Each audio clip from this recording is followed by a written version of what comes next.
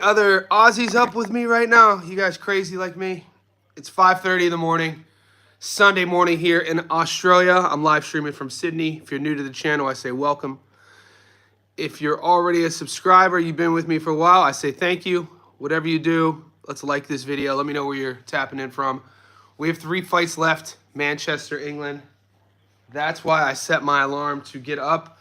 Aqib, Faiz, and Murphy are about to fight. I know a lot of you boys this week bet on this fight. And I told you guys going into this weekend, I was only taking the main event and co-main event. There has been an upset on this card. What's up, GOAT? I told you I wasn't messing around. Finally, I told you guys sometimes our best wins are when we don't bet. Yep. Krolla, didn't bet him. That's what I'm talking about. He was $1.04, so I didn't bet anything on the undercard. Yep, that's why. I woke up this morning, if you guys didn't see, Middle Miss won on points, Ateng won by stoppage, Neil Brown won by stoppage, Sky Nicholson won by stoppage. I told you that girl Sky fought. I mean, I didn't bet on those fights. Krolla got stopped. Pat Brown won by stoppage. We have 3 fights left. Here we go. I know some of you guys have this fight. Some of you guys bet on this fight. I only bet on the Joe Cordina fight and the Jack Catterall fight. This is Aqib Fiaz. This is they're both 13-1. Yeah, Krolla. Is Krolla the same Krolla whose brother got stopped against Lomachenko?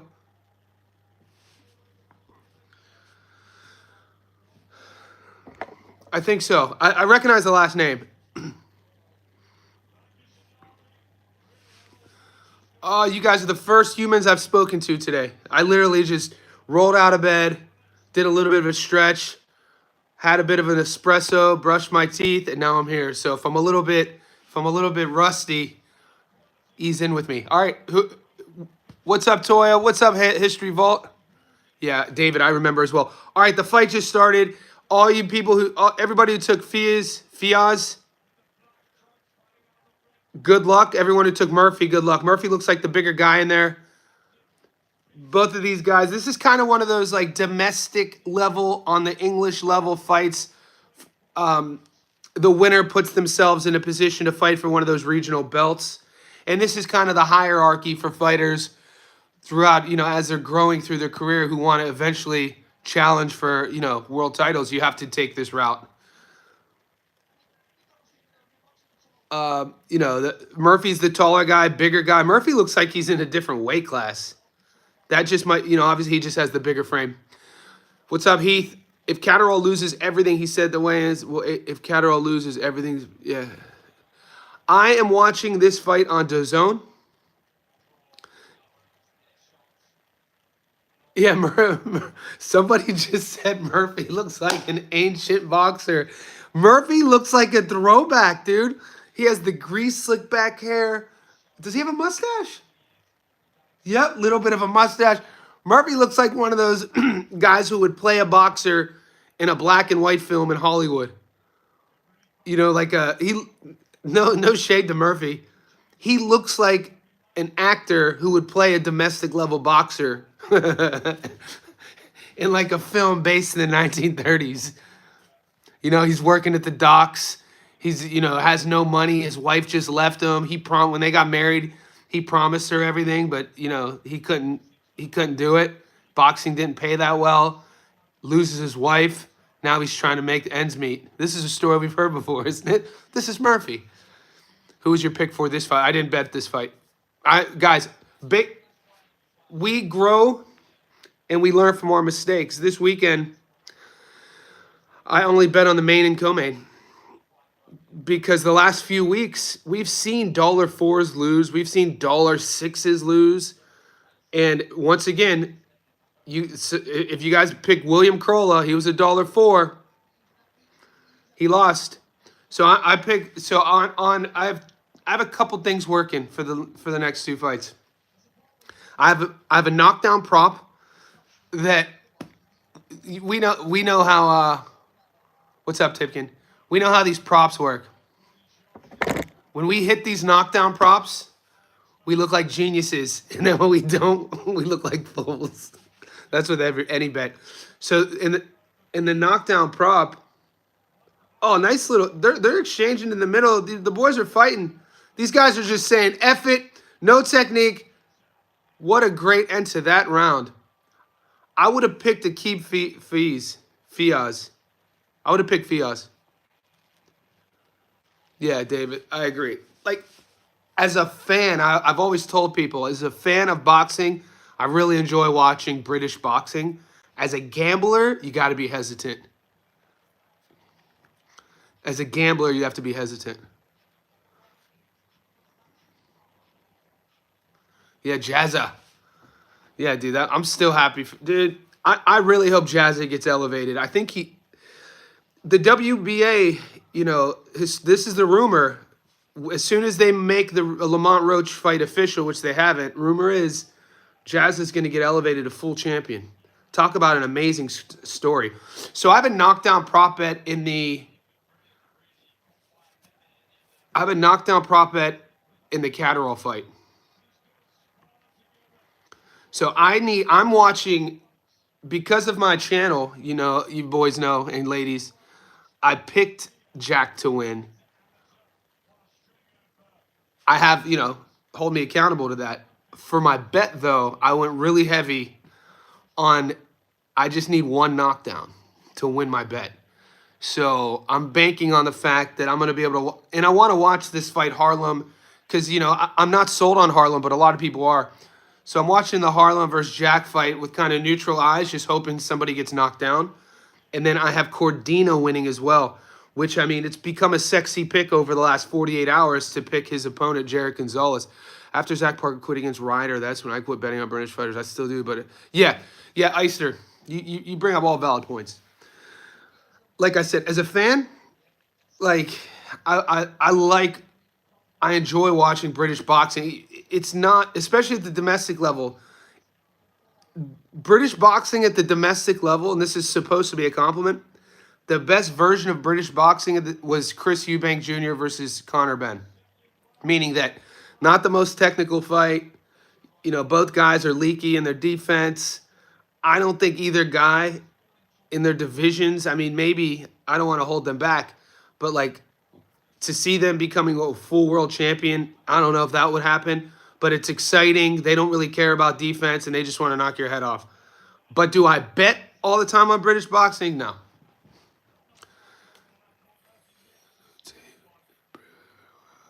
Yeah, okay. But I like dog fights, though. Like, you know what I mean? Maybe it's because I like the accent of the announcers, too. I don't know. I've always liked watching the Brits box. I like dog. Like, I'll even watch on YouTube. Do you guys ever YouTube gypsy boxing? It's insane. So the culture in the UK, from Ireland to Scotland to Wales, the gypsies, the travelers, and they go from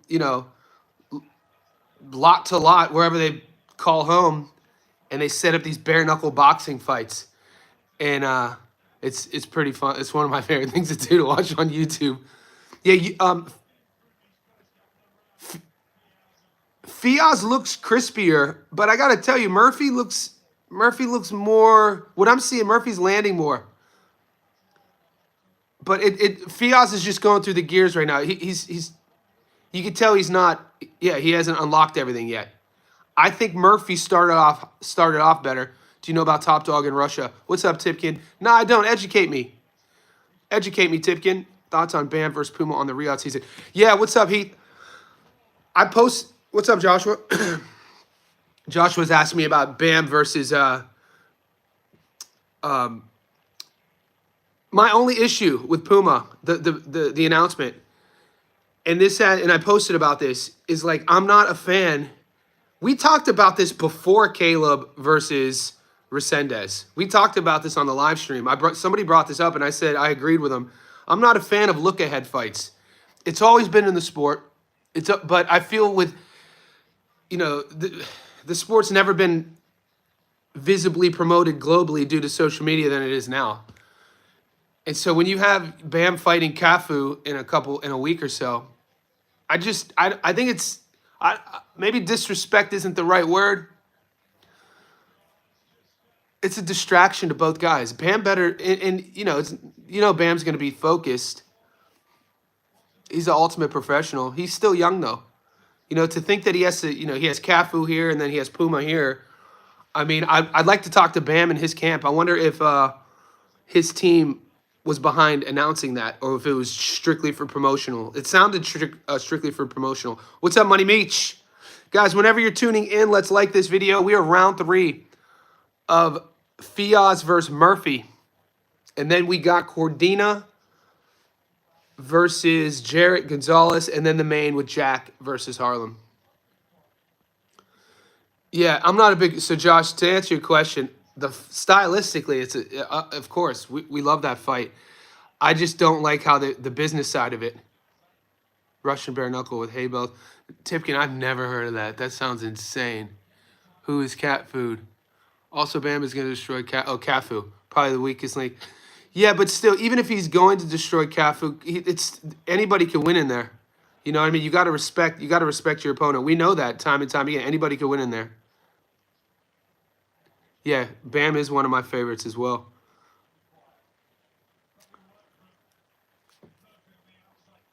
Yeah, Murphy, like I said, Murphy is winning. I think he's doing the better work, but it's only round 3, and you can kind of see Fiaz slowly getting into the fight. And Fiaz looks like he's the one that's going to probably be able to, like, he doesn't look like he's totally warmed up yet. And I'm kind of wondering, as this fight goes into the 10th, based on Murphy's style, I don't want to say a lot of wasted energy. He is a guy who's using the entire ring. But when you look at his style, he's not too crispy. And I'm just going to predict this now. He looks like he's going to fade. With Murphy's style, it's not a really economical style in terms of, like, being efficient with your energy. And when you look at Fiaz, it looks like he's gonna be able to carry his style deeper into a fight. Yeah, Fiaz is just turning it on. I think Murphy's gonna get stopped, even though Murphy's up on the cards. It's just from what I've seen. I'm not betting on this fight. I didn't really do film study.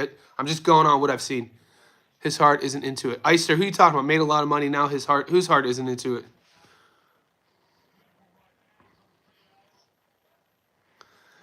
Dude, kudos to Murphy's hairstylist. 3 rounds in, and my man's slick back hasn't even moved. A la Paulie Malignaggi from the early 2000s. Tipkin, did you hear Malignaggi's taking a bare knuckle fight? Yeah, looking like so. You don't think Cordina's heart's in it? Oh! Big right hand by Fiaz. That was a gorgeous counter. Murphy's a dog, though. He's standing there, and Murphy counters him. This is a decent fight. Decent scrap.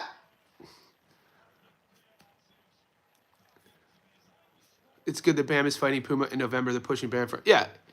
Man, there's so much about Bam. I always talk about it every time he fights. I think we're looking at, a potential... it's not shocking me saying potential Hall of Famer. But when you think about what Bam has already done and on his way up, how many divisions, how many different divisions he can win a title in, the question is what Bam is based on his genetic frame. It's not how good he is. It's like how limited is he moving up through divisions? Like, will Bam max out at 18? Will he max out at 22? You know what I'm saying? That's the only question on Bam. Bam has a... I think we're witnessing a multi-division champion Hall of Famer for sure. Bam Rodriguez. Just unless there's something drastic behind the scenes that we don't know about with his lifestyle that's going to alter his trajectory. It doesn't seem the case. He's a young father. If you follow his Instagram, he's a bit of a... I love boxers who have this complete dichotomy about how they live their life versus how they fight. In the ring, Bam fights like such a savage. He fights mean. He's an assassin in there. You guys know. But then when you follow his Instagram, how he dresses, he's a bit of a... And I mean this as a compliment. He's a bit of an artsy sort of nerd type. And when I was growing up, being a nerd wasn't like... Especially if you were a fighter, wasn't a bad thing. his personality reminds me of a lot of the guys who would train MMA at my gym. Yeah, I didn't hear about Chaco in Nicaragua. Like a lot of the guys I would train with at this old MMA gym, a lot of the guys who do jujitsu, they were into anime and comic books. And like I come from a boxing, it's totally different. At least my generation. I never watched anime in my life. I never read a comic in my life. It's just a different mindset. I feel like the MMA guys are a bit more artsier, and I feel like Bam kind of has that in him, which is I think super cool. Like you'd see him with his glasses on. If you were like a market, you'd see Bam Rodriguez with 5'5" with his glasses on. He wears those, you know, doesn't even look like a fighter. And then you watch the kid fight and you're like, dude, this dude is special. Like in anything in life, I love when there's a contrast like that. Roman has fought in his home country last year, didn't he? I think so. I feel like he has. Anime was looked at. Yeah, yeah. Short shorts. What's up, Clifton? Hopefully, everybody who was American had a good 4th of July. Hopefully, it was safe. You guys aren't that hungover. We're looking at the 4th round of Fiaz versus Murphy. It's a dogfight. They're spending a lot of the fight in the middle of the ring. Yeah, I could.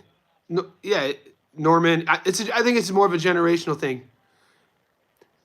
In terms of what we're watching, I agree with you, History. It looks like Murphy, and we talked about Murphy's style in the 3rd round.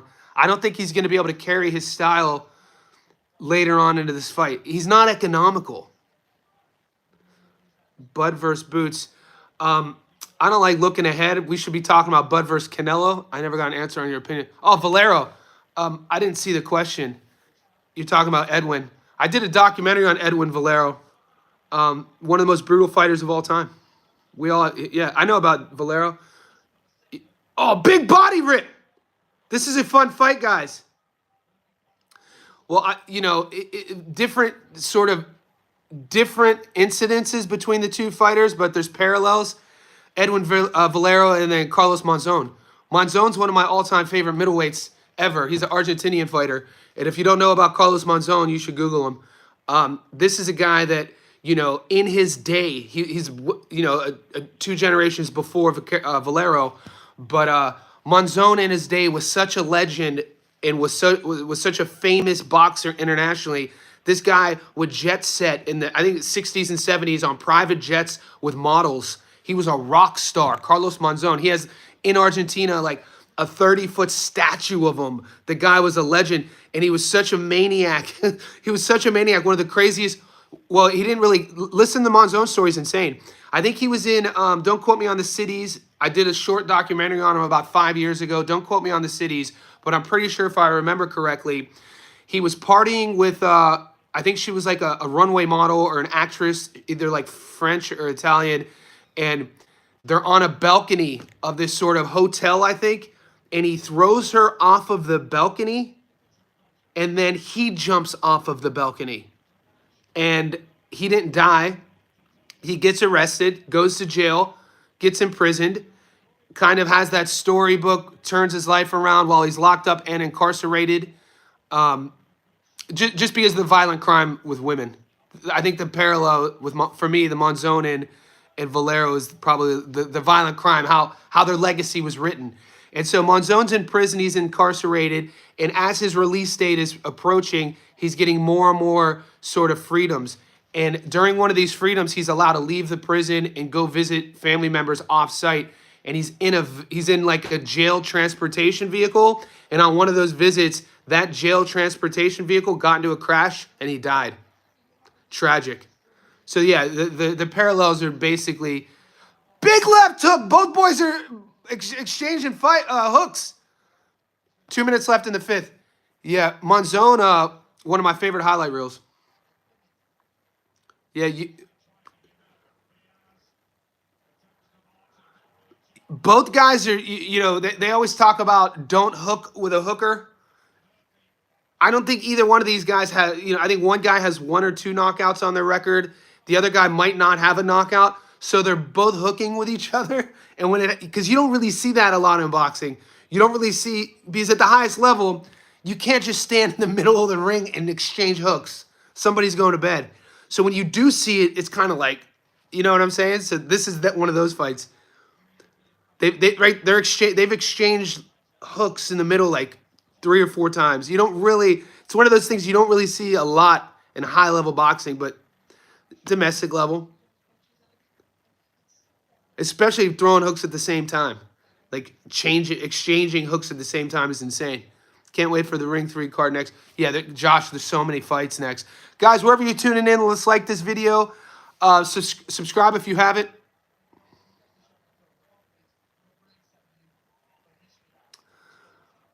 Also, let me know who you got. I know some of you boys picked Fiaz Murphy. You got about 30 seconds left in the 5th. It was kind of a 50-50 fight. I told you guys all week I stayed away from the undercard. I only bet on the Cordina fight and the Catterall fight. Morel, yeah. I got Morel winning. Continue, yep. Deoxy, thank you. Genetics, shout out to my Slovakian gene. My dad was Czech. So yeah, my dad was a 6'4" Slav, and my mom is 4'11" Italian. So I'm 5'11". I'm like right in between, but physically I look like my dad when he was younger. Yeah, it's funny. Of my Slavic side, the Czechs, I'm the shortest man of the Slovaks. And then when I'm in a picture with my Italian side, I'm the biggest guy on the Italian side. It's hilarious.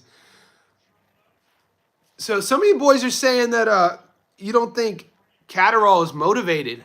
I don't know, man. I watched a lot of his stuff this week. I watched all the interviews. He seems motivated to me. It's a really good fight. And some of you guys were questioning Cordina too. I think Cordina stops Gonzalez. Because at the time, you know, I come from a town in Northeast Ohio where from the time I was 7 years old, I was playing football, basketball, and baseball as well. And it just came down to, you know, at that young age, my parents making a decision on basically my health moving forward. So I continued to play baseball, football, and basketball up until college, and then baseball after high school. But obviously my first passion was boxing. I remember watching boxing. I remember going to this baseball stadium in America, in Youngstown, where I grew up, watching Ray Mancini. The baseball stadium was called Pemberton Park. This would have been 88 or 89. I was 6 or 7 watching Ray Mancini box at a baseball stadium with my dad. Mancini obviously was a legend in my hometown and a legend in boxing. And then one of my childhood friends that I grew up playing baseball with and boxing became a legend as well, Kelly Pavlik. Catterall is a boxer, not really a brawler. He looks good. Yeah. So the thing about Jack is why in my breakdown and why I'm leaning on Jack to win is that accuracy, precision, his world level experience. Puello's beating Matias. Puello's very good school by. Yeah. Joshua Heath, I agree. We see eye to eye. I think Puello beats Matias. What's up, high interest? Everyone checking in. Appreciate you supporting the channel. This is a really good fight, guys. Fiaz versus Murphy. We have about 2 minutes left in the 6th round. Murphy jumped out. I feel I gave Murphy 1, 2, and maybe even 3. Fiaz has been slowly turning up the pressure, turning his dial up. And Murphy, they both seem to be settling into this. Neither guy, I think one has 1 knockout on the record. One has maybe none or 2. So what you're seeing is a lot of action, a lot of slappy shots, a lot of movement, slappy shots. Not a lot of guys digging their heels in and sitting on things. Shakur's beating Zepeda. If you look at the difference, I think Shakur could stop Zepeda. Not to say Zepeda can't win that fight. There's so many good matchups coming up and so many good conversations to have with you guys and girls. And we're not going to agree with everything. I miss the old HBO Smith. I miss, you know, the old HBO commentators too, Pedro. I mean, one of my my parlay. All right, you looking good. All right, you're looking good. Let's go, Brandon. This Fiaz fight is close, though. This is going to sound controversial, but one of my biggest upsets this year so far, biggest disappointment in boxing, because in the early 2000s, like all of us, You know, we love we love Jim Lampley. You know, Lampley was a legend as a commentator, and then he retired. We get old. They're throwing bombs. 10 seconds left in the sixth. They're exchanging hooks in the middle of the ring.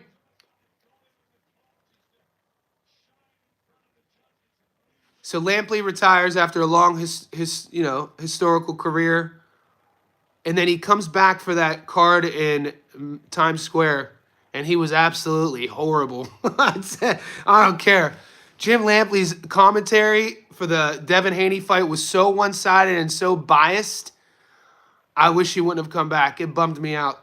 I don't care if people are upset with that comment. I couldn't believe he came back just to bash fighters. He was trashing fighters. It was insane to hear. I was shocked how he was trashing Haney.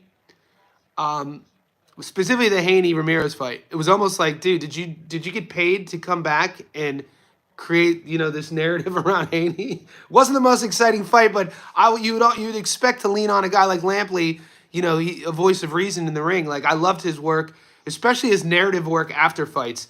I always bring up the story of the Arturo Gatti, Mickey Ward trilogy, and they put together this sort of documentary, and hearing Lampley doing the narrations and the voiceovers were amazing. Yeah. Okay. Hopefully I'm not the only one. Because he left a bad taste in my mouth. I kind of wish my last memory of Lampley were those Gotti Ward fights, that era. I wish it would have stayed there. Now my last memory of Lampley is being one-sided and biased about Haney and making fun of Haney. It was weird. Making, he was trying to be funny, making metaphors. All right. It's round 7, guys. It was a piss poor event. No crowd. Oh, big left hook by Fiaz. Murphy's struggling to keep Fiaz off of him. The numbers are almost identical. 106 to 102 landed going into the 7th. Yeah, I was always a fan of Antonio Tarver, even when he boxed. I remember how stoked I was when Tarver got that feature in, was it Rocky 5?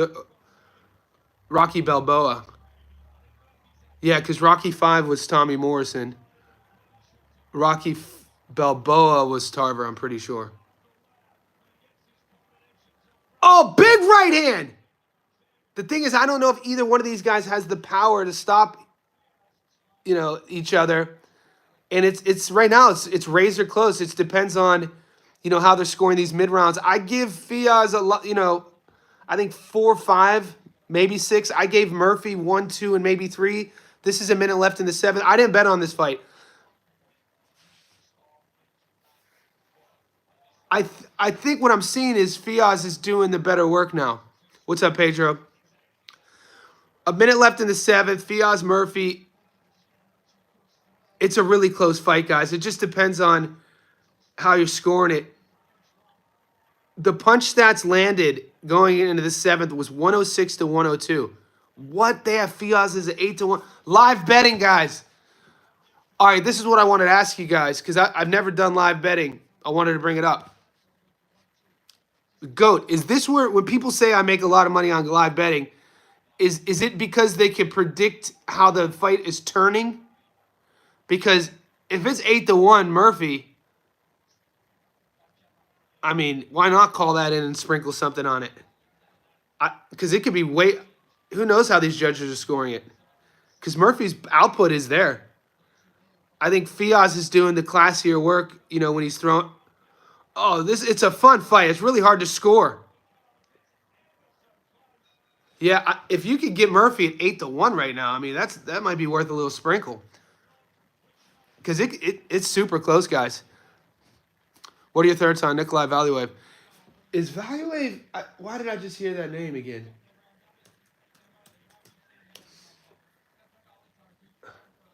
Yeah, okay. I thought that was Nikolai Valuev.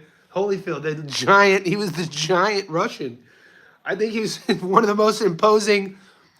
one of the most imposing boxers when you look at him physically. 51 years old. His career was insane. He fought everybody. Value's fists were like that. Pedro Cabrales. It just depends. It depends what you're looking at. When we say lower level fights, his parents are both 5'5". That's insane. Well, who is the This is a similar story to the Russian gold medal wrestler, who was fuck. God damn it. There's only so much room in my head for remembering everything, guys. The American beat him in one of his last matches, and his parents are like 5'6", and the Russian wrestler was like 6'7". They called him the Experiment, I think. Do you know who I'm talking about, Tipkin? I should know his name. His name will come to me. Roland Gardner. He lost to Roland Gardner in kind of a kind of a technicality. His only loss in like 11 years. I forget his name. That's not Valuev. That's a different guy. So maybe they're just making, in Russia, they're just making dudes out of a petri dish, or experimenting with genetic mutations. Because look at Valuev. Then again, Valuev's, what he looks like is a guy from like maybe 10,000 years ago. Karelin. That's it. Alexander Karelin was a goddamn maniac, dude. Alexander Karelin, in terms of combat sports, was stuff of nightmares. But same thing with Valuev. 7 feet tall. 7 feet tall, Valuev. And, you know, that Evander Holyfield fight, it was, to even, when you're watching how much damage Holyfield was taking against Valuev, it's so hard to watch that fight for me, because I was a big fan as a kid of Holyfield. And like I told you guys, he's in my first book. I've interviewed Holyfield a couple times. And in 2009, watching that fight as just a fan, I was just thinking like, damn, he's going to get brain damage. He was taking so many clean shots. Do you remember to leave out milk and cookies for Kurt Angle? Yeah, that's so funny.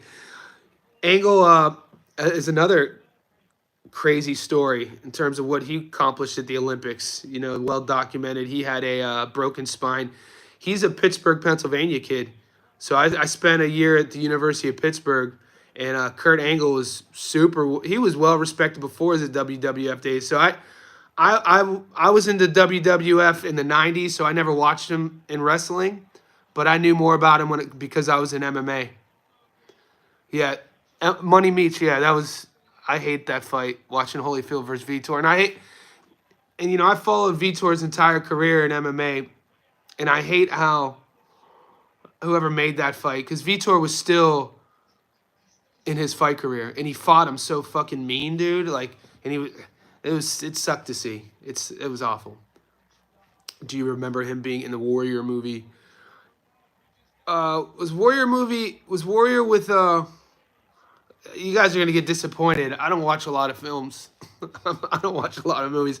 Was Warrior the movie where Brian Callen, the stand-up comic, played the announcer, and the English actor who played Bane was in it? Tom Hardy. Okay, yeah.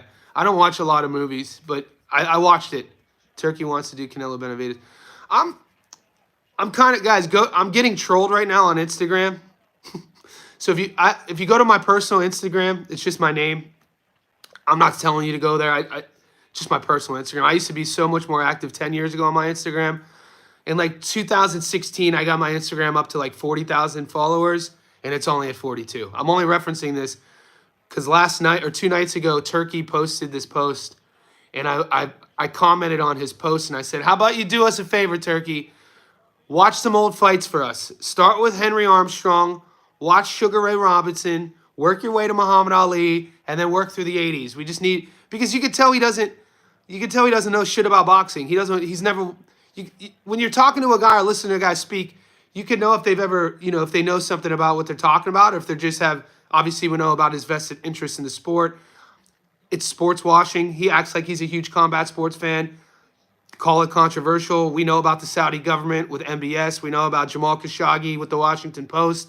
We know sports washing going back, more recently in World War II with Nazi Germany. All I'm saying is I woke up this morning with hundreds of comments coming after me because of I simply told Turkey to watch some of the old boxing matches.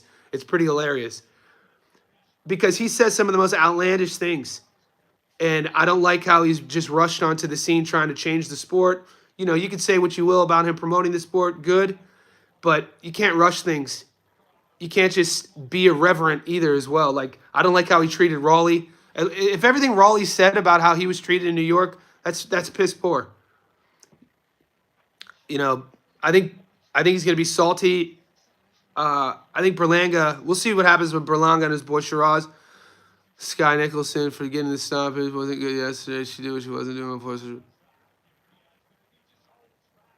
What's up, Sosa? I have the co-main and the main. I'm taking Cordina and Catterall.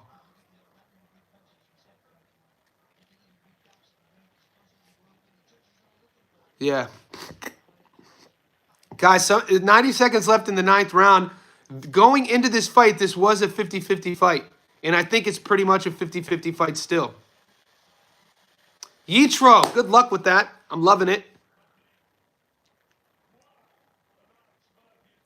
Has he really changed it? What's up now, Neil? All me bitching about Turkey is just me bitching about Turkey. I'm not standing on a high horse saying I know more than him about this. I am going to say I know more than him about boxing just because I grew up in the sport since I was 7. I'm not going to say, though, he's good or bad for the sport. I'm just still hesitant on what to believe. I feel like just some of his takes about certain fighters are just super disrespectful. Yeah, I'm a huge Raleigh fan, too, even though I bet against him. 30 seconds in the 9th. The hill I always die on when it comes to boxing and MMA is when people bash fighters. Is when people will trash fighters about performances. And there's a fine line between criticism, and just fucking reckless hate. And when you hear Turkey talk about some fighters, I'm like, dude, shut up. Yeah, I didn't bet on this fight, so my bet's for Catterall, Eubank, draw split, majority decision. Eubank may not win, but he should outperform. Callum wanted the fight. Eddie Hearn didn't want it. Whew. Yeah. I'm watching the Catterall Eubank fight. Obviously, I picked Catterall to win, but I put money on a knockdown. So I got over 0.5 knockdowns at $2.30. So that's the one I took. And then I have Cordina beating Gonzalez. Of course, Neil. Yeah, exactly. How are you guys scoring this? Who's a better light heavyweight, Yard or Morrell? I like Anthony Yard. People try to hate on Yard because he's lost to some of the best in the world in his division. But I think where Morrell is, just getting comfortable at 74, how young he is. Morrell, I always talk about it. I love when I learn a lot about fighters after they lose, after a loss. I love what I saw against Benavidez. I didn't know Morrell was able to be, I always used to question Morrell's grittiness, believe it or not. Big right hand. That was probably Fiaz's best punch. 2.5 minutes left in the 10th. That was probably Fiaz's best punch. He walked him into a right hand. Like, I think Morrell, when it's all said and done, we'll have the better career. Right now, I think Morrell would beat Yard. My problem with Yard is sometimes he looks disinterested. Even watch the Lyndon Arthur fight. He had to come back from the dead against Lyndon Arthur. And Lyndon Arthur was putting it on him, dude. Lyndon Arthur's pressure, his pace, it's one of those fights when you watch it, you kind of feel bad for Arthur that he lost that fight. Even though I had Yard winning. I picked Yard to win. I won money on Yard. I think Morrell is a legit-ass fighter, mate. Morrell, like I said, I became a fan after his performance to Benavidez. Even though I picked David to win, I won money on David. Watching how Morrell fought, I was like, damn, this kid is good.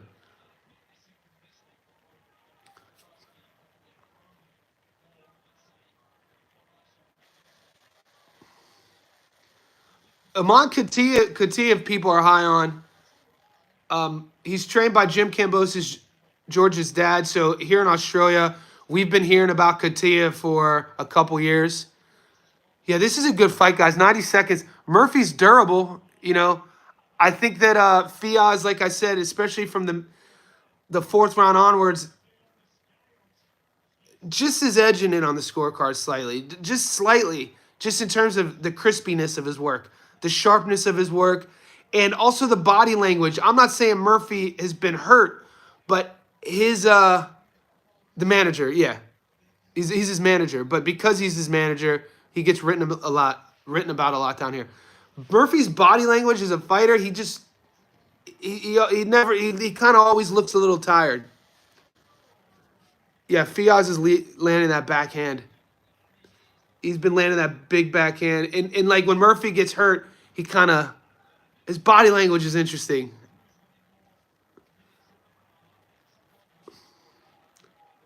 "30 seconds left in the 10th, guys.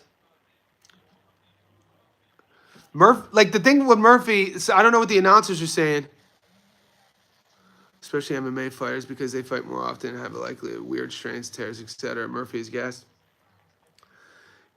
Yeah, I think in any combat, even, any professional competitive sport, but obviously more in combat sports, we would be shocked with how many times. Oh, God damn. At the buzzer, Fiaz lands a huge left hook. Murphy doesn't drop. But like I said, the bigger shots, the classier work was Fiaz. Even if I bet on I didn't bet on this fight, I'd still be nervous going to the cards. I have Fiaz winning that fight. Yeah, me too. Yeah, Hot Rod, people sleep on that. I agree with you. That was a good win. But like I said, sometimes these fighters who have questions, for me at least, show more about what they have after a loss. And I got to be honest with you, going from Benavidez to Imad Khatiev is, nothing to shy away from. It's a tough fight. He's undefeated. I think Khatiev is what, 11-0, 12-0, big hands. Khatiev is going to be dangerous in those, rounds probably 1 through 4. He does tend to fade, but the thing is, he keeps his head right on a midline. I expect Morel to use his athleticism, his quickness, and his power. I could see him stopping Khatiev. He has to fight smart, though. Combat sports have such a close circle. Yeah, those injuries can be hidden. Yeah. Well, I mean, how crazy was it when we found out after Andre Ward retired, he fought an entire career with basically, missing a tendon in his rotator cuff. I didn't find out about Ward's injury until he did the Rogan podcast years ago when I used to listen to Rogan. I was shocked because Ward was always mentioned to fight my buddy, to fight Pavlik. And that's a fight that people are like, what fights do you wish would have happened? I always say Pavlik versus Andre Ward, and then Pavlik versus Paul Williams.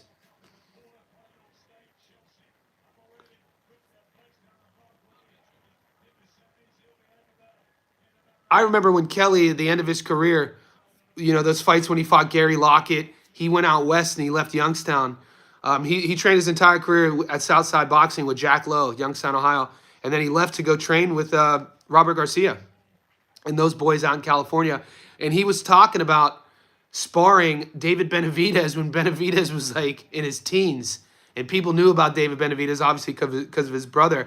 But the dude was like 13, 14, 15 sparring rounds with Pavlik. He said it was insane. All right, here we go.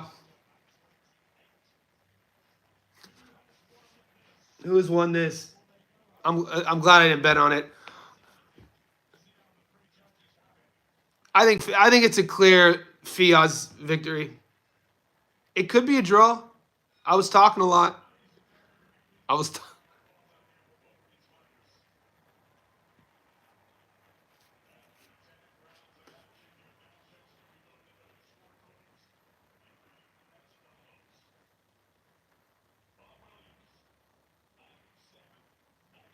97, 93. 96, 94. No draw. 96, 95. Razor close. Yeah, I think that's right. I think that's right.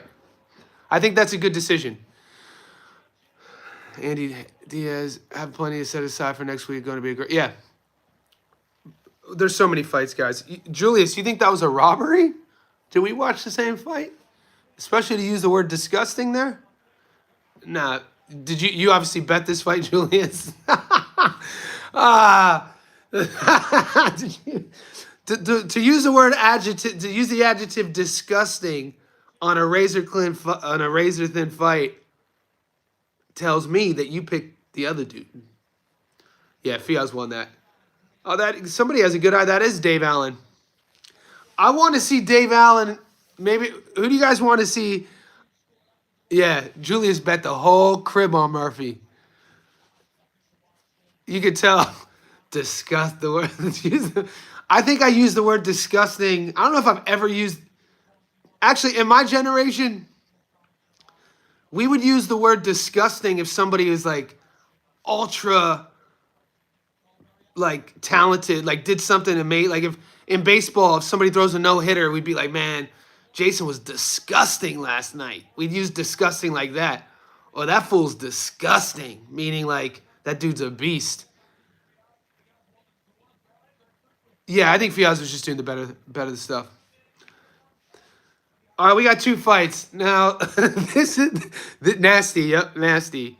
Or even you remember just facial expressions too, like if you watch one of your boys dunk on somebody. So like I never talk about basketball, but you know I played basketball my entire life. Played up until college. I still hoop competitively. You know, amateur wise up into my mid-20s, and like one of my buddies I played with side by side for years, his name was Rashad. Every time he would dunk on somebody, we just go call that the doo-doo face. I put 500 on distance. I put 25 on Murphy. Julius, my bad. You know, definitely not happy that you lost. Yeah, I know. I didn't bet on that fight, Julius. I know some of you boys did. I stayed away from it. Allen needs to stay busy. What did I miss? I'd like to see David. Are they trying to get David Allen versus? I want to see Dave. Yeah, Pancake. Okay, that's a reference to our. You know who started? Damn it, our offensive lineman at Ohio State in the late '90s. One of the greatest linemen of all time. That's when that term pancake got coined. He would just flatten the D tackle, and then that became a stat, counting pancakes. How do I forget his name? Played for the Rams. Hall of Famer. I don't hate it. I'm not. Guys, I went through like not Orlando Brown. Orlando Pace. Money Meach. We got each other. Yeah. I don't hate anybody. I went through kind of a change in my life maybe 13 years ago with a lot of things. So like to say I hate anyone, I don't live my life like that. But do I like? Yeah. He's a good promoter. I like what he's doing on the promotional side. I don't like how he's prostituting our sport out.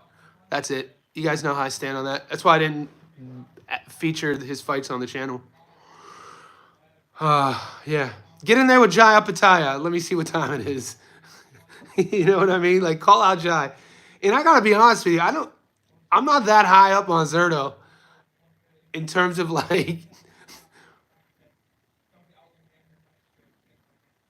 Zerto would, yeah. I think Jai beats Zerto. I think he's an ass, but any chance to be a champ. I mean, think about how old now is our boy from, it's just that that division isn't, who's the 42-year-old? I can't think of his name. Supremo, yeah, there you go, Pedro. Badu Jack. People were like, he could beat Badu Jack. I mean, I don't think so. Badu Jack is a seasoned fighter. He's not going to, I don't know if he's going to be a Hall of Famer, but, 42, 43, fought his entire life, gritty. I don't think a guy like Badu Jack, a proud guy like that, is going to go into a Jake Paul fight and skip corners. Allen versus Oakley. I really don't have a good read on David Allen. History Vault. Like, with David Allen, I'm going to wait until one of those fights gets signed because I thought I had a read on him, and then what he did against Bosch just totally, and that was a trap too. I brought it up on a live stream yesterday. One of my favorite traps of all time was Canelo versus Khan in terms of like setting a multi-round trap up in a fight through your game plan. Watching Canelo, it was like a 4 or 5 round trap to get Khan's sort of confidence up and then catch him.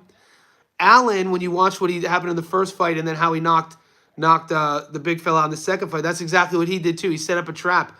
So I'm like, and then we've seen him get stopped before. I just don't have a good read on him yet. I don't know. I don't have a comment on that fight yet because I don't know how much my answer would be like recency bias because now I'm a fan of the guy right now. It's like, dude, that's a crazy story. David Allen, underdog, wins by stoppage. You know what I'm saying? So I need to give that some time. Paul wouldn't take, no. Jake Paul's trash. Like, as a boxer, come on, guys. Super amateur. When we're talking about boxing at the highest level, you have to look past the optic. You have to look past, what does he do well? What one thing does he do well? His feet, he doesn't have good footwork. He doesn't have good timing. He doesn't have good accuracy. He doesn't feint. He doesn't set anything up. Everything is one-dimensional. And he's been boxing for 5 years. But I got to be honest with you, no one's saying this. 5 or 6 years into the game, I'd expect more. I don't think he's even leveled up. 5 or 6 years into the game, I would definitely expect more. Like he's acting like he trains with boxers. He's living the boxing lifestyle. But he's just not a good athlete. He's not a good athlete. He's slow. I don't think he does anything well. Did you do the Cordina? Yeah. So I got Cordina winning and I got Catterall winning. But for the Catterall fight, guys, I'm watching. For my betting, I went heavy on a knockdown prop for the Catterall fight.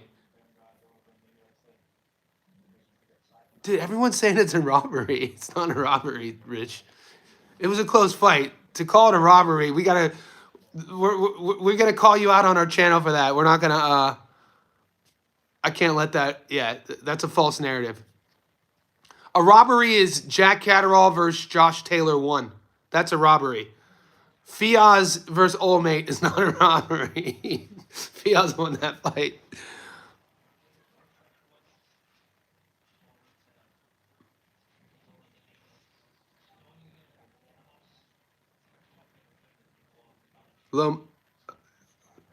Somebody said the Hall of Famer, Paul has 2 Hall of Famers on his resume. But yeah, there's asterisks about everything on that. I can't believe to even say he has a resume. And the disrespect that the promotional, was it the WBA? Putting him in the rankings is insane. Murphy banked the first 3. I give you that. I had Murphy 3 rounds. No, the judges' scorecards were 96, 95, 96, 94, 97, 93. So it's not like it wasn't 192. It wasn't 99, 90. It wasn't 99, 93. Jake Paul Pacquiao might be next. Landed more punches. It was very close, even the total punch output. You can't always use total punch output in terms of how these judges are scoring the rounds because that could be misconstrued. Especially how the rounds were ending, the last 10, 15 seconds of each round. Fiaz won that fight in terms of the classier work, the bigger shots, the punches that were more eye-catching. And I also think you got to add body language to that. Murphy's body language wasn't the best, and judges are looking at that sort of thing. He was a brave fighter. He got hurt the very last punch of that round, the fight. He got that, he got hit with a left hook. He wobbled. And at the beginning of the 9th round, he walked into a straight right hand and he wobbled. So in terms of the bigger moments, you go with Fiziev. I think he was classier as well. He was sharper and his body language was better. It was a close fight. It wasn't a wash, but to say Murphy got robbed is insane. Judges value power punches more than jabs. I'd like to see Cordina have a good... Me too. Dude, I don't know what... A lot of people forget that Joe Cordina is a former world champion. People just remember the Kakachi fight. And like somebody brought it up here, we don't know these injuries that these guys go into. Every fight, I think, no fighter's 100%. And the narrative around Cordina's performance against Kakachi was all around being weight trained. We'll see. If I was a judge, output is the determining factor. You can't. But the reason why output is kind of a misconstrued stat, Julius, is let's say a guy is winning 2.5, the whole round. And there's a moment in the round at the end where maybe he gets caught or he's, shelling up against the ropes and he's getting shoe shined. Benavidez tends to shoe shine, here, score. And then those stats can be misconstrued. So you have to look at the overall picture, not only of the round, but also the story of the fight. And I didn't see anything that Murphy did to win the fight when I'm scoring round by round. You also have to kind of look at. No, he wasn't in talks to fight Shakur. That fight was signed. He was supposed to fight Shakur in October of 24. He lost to Kakachi in May. The fight was on paper to fight in October against Shakur. And then there was an injury. We did a breakdown of that. It would have been a great fight. Cordina could fight, guys. Cordina's a hell of a boxer. Everybody's saying that it's a dangerous fight because you can't find tape on Jarrett Gonzalez. You can't even find Gonzalez's height and reach. But I'm leaning, my reasoning is because of that. I'm like, I think Cordina's going to look amazing here. What's up, Mar the Prince in the house? Guys, wherever you're tuning in, like this video. We're about to go into the co-main, Cordina versus Gonzalez. I do have action on this fight. I got Cordina here. Nice, Aldo. Nice hit, brother. Yeah, you got hit a lot. Yeah. Especially, you obviously have to use punch stats as a metric, but you can't be the only metric. My issue with Shakur by stoppage, though. My issue with Shakur by stoppage is, where are we coming up with that? How can we say Shakur? I'm not saying, how can we say, like, what is our logical reasoning? I have my reason. I want to hear yours. Because we know Zepeda never been stopped. We know Shakur doesn't stop fighters, especially as of late. So is it a contrarian pick? Is it a sexy pick? Is it a hot take? That's what I'm asking. Because the only path to a stoppage I see, which I can see, is Shakur figuring out Zepeda's timing, which is very possible because Zepeda does a lot of things in that one sort of gear. Everything looks the same. And then Shakur uses timing and his countering to walk Zepeda onto something. That I can't see that happening.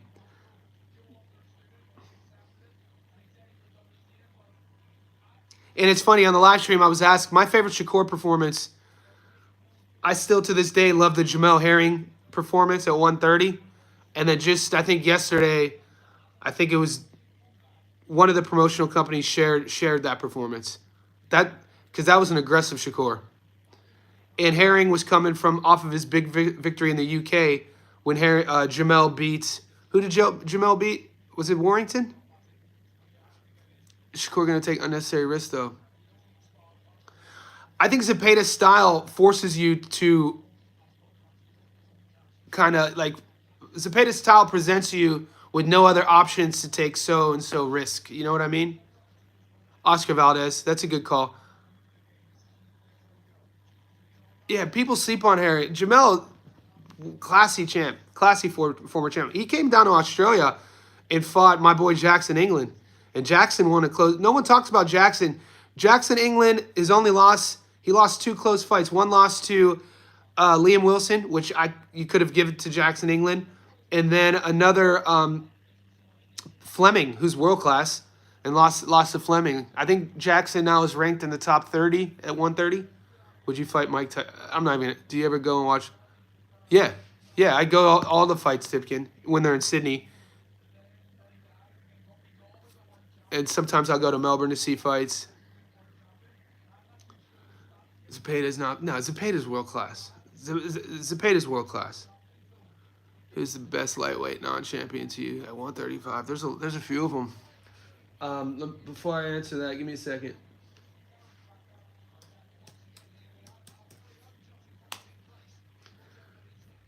So currently,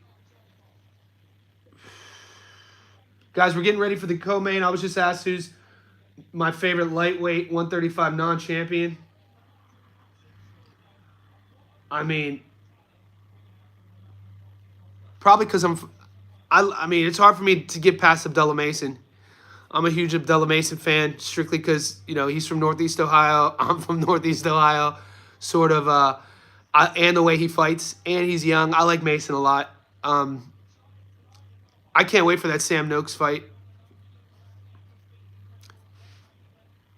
Who else are we overlooking?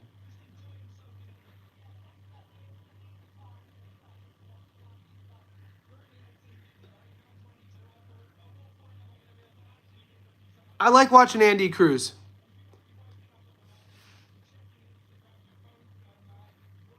Sam Noakes, that's an interesting fight.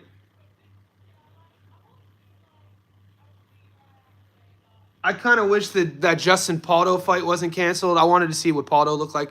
Got to watch some more for him on Katiev. Definitely win. The thing about Katiev, when you watch his film, he's dangerous early, big punching power, doesn't move his head. He wants a dog fight. He's very brave. And, that's it. You know what, guys? 135 is not as deep as I thought it was. When I'm looking at 135 right now, it's not as deep. Like, I'm talking 1 through 25 as I thought it was. Dude, you go to 154. 154, 1 through 25 is insane. 154, 135 is not that deep. 135, Tank, Steven, this is just based off the algorithm. Because I was asked who's my favorite fighter that's not a champion at 35. It'd have to be Abdullah Mason. What's up, DJ? But as I was brainstorming, because I don't like using the internet to answer you guys, because I pride myself on my memory. But definition of a glass, anyway, to put a stamp on that, 154 is by far the deepest division in my opinion. What's the definition of a glass chin? A glass chin is a guy who gets knocked out repeatedly. Not knocked down, but somebody who has his, it happens in all, not in all fighters' careers, but, in MMA, think about Cody Garbrandt. He's chinny. Think about Michael Johnson. He's chinny. And then in boxing, Amir Khan, chinny. But that's not to say these guys aren't, amazing fighters who deserve to be respected it just happens. Our bodies, some people have, our neurology, our central nervous system, when the lights go out, it's our brain sending signals that, hey, you're taking too much damage. It's not a toughness issue. It's not lack of pride. It's not somebody quitting. It's when, the body gets to a certain point where you've taken a lot of damage and sparring over a career, it just starts to get shut off. Think about Chuck Liddell. Watch Chuck Liddell, the Iceman in MMA. Watch how Chuck fought in the Pride. Chuck Liddell was the most insane highlight reel, knockout reel until it wasn't. He would fight you with his chin here and just take biggest shots, take head kicks, and you couldn't knock him out. Until, I think it was Rashad Evans, when we first saw him get stopped, and then what happens with a fighter's chin, you lose that durability, and then it's like, dude, you barely got touched when you go out. So that it just has to do, I think, over time we're going to learn more about the brain, our central nervous system, our neurology, and I think it's kind of like a survival mechanism for the body to not take more damage. So that we're about to see a fight. Cordina's getting called out now. Who's winning this? Yeah, me too, Iceman. He almost beat me up one time. He tried this. This is a true story. 2005, I was 23. I was living in Long Beach, California, and we would drive a couple hours north to go to Santa Barbara. Santa Barbara. And party at the college there. Was it Santa Barbara? We would party at the college there, and we're at a bar, and he's from there. And I was with my girl and a couple other. Yeah. Yeah, history. Well, they'll learn over time.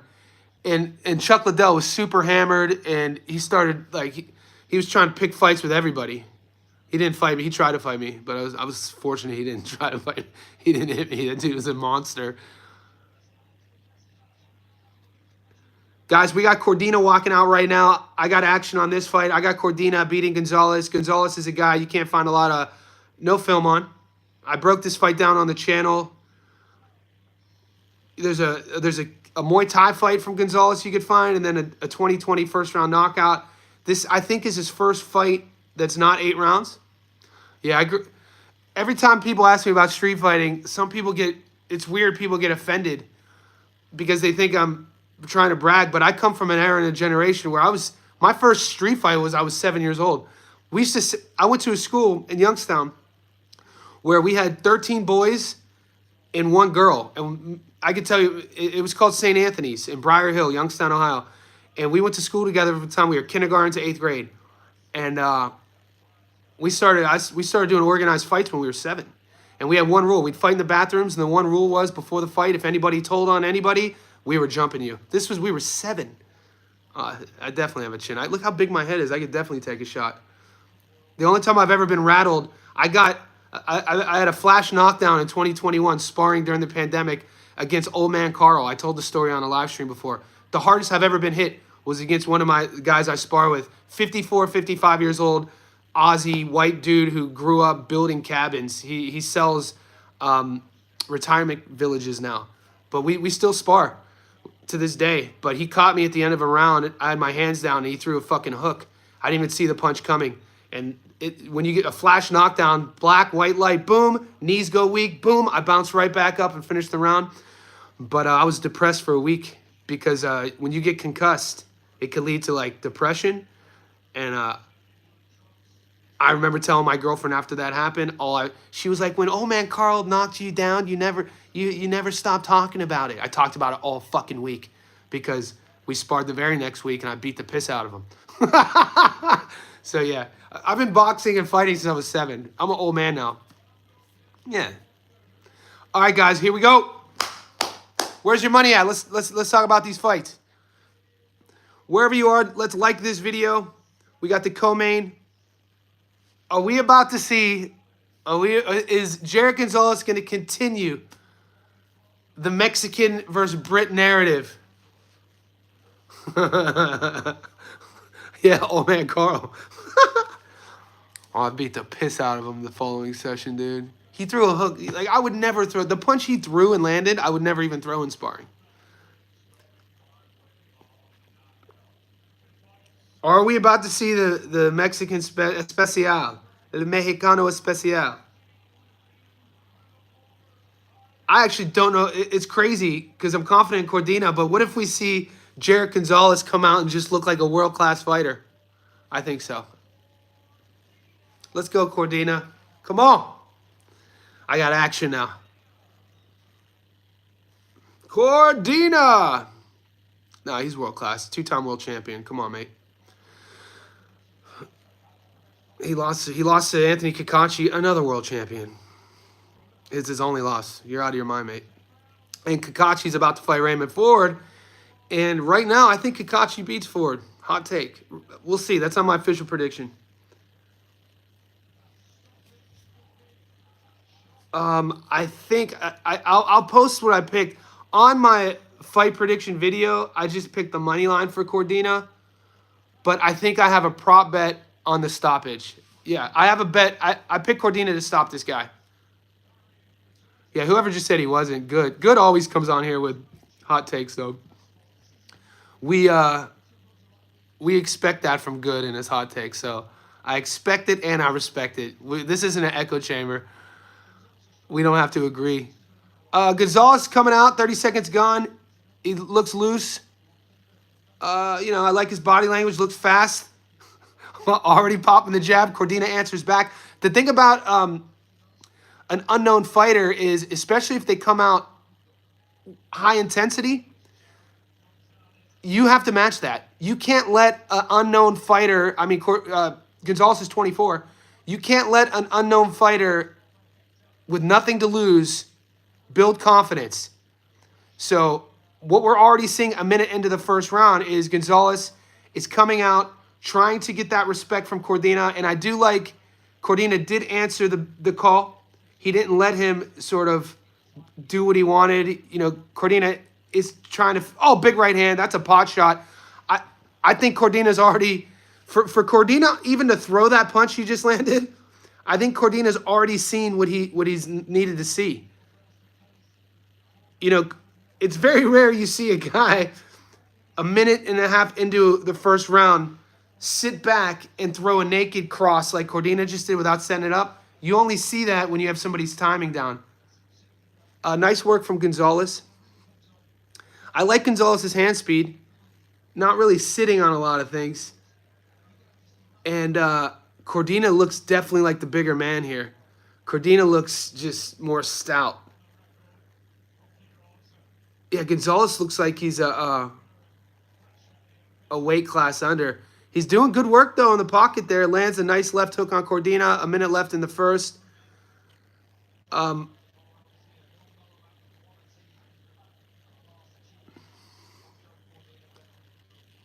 Yeah, Cordina looks big in there. Guys, something to talk about. Both Cordina and Catterall have moved up for this fight. This will be Catterall's first fight at 47. And Cordina fought the first half of his career, I'm pretty sure, at 35. And then went down to 30. And then he's back at 35. He is a two-time world champion. He's both, he's trying to become a two-division world champion. Yeah, he looks big, man. And so all the talk about Cordina being weight drained against Kakachi, I could see it. Because his physique, even though it's only 5 pounds, you add that 5 pounds and then you add the rehydration. Interesting round. Yeah. I think what we saw from Gonzalez in that first round is what we're going to get. I don't expect the 24-year-old Mexican to have too many levels or gears. And I'm comfortable with the stoppage. What's the live odds offer on a stoppage right now for Cordina?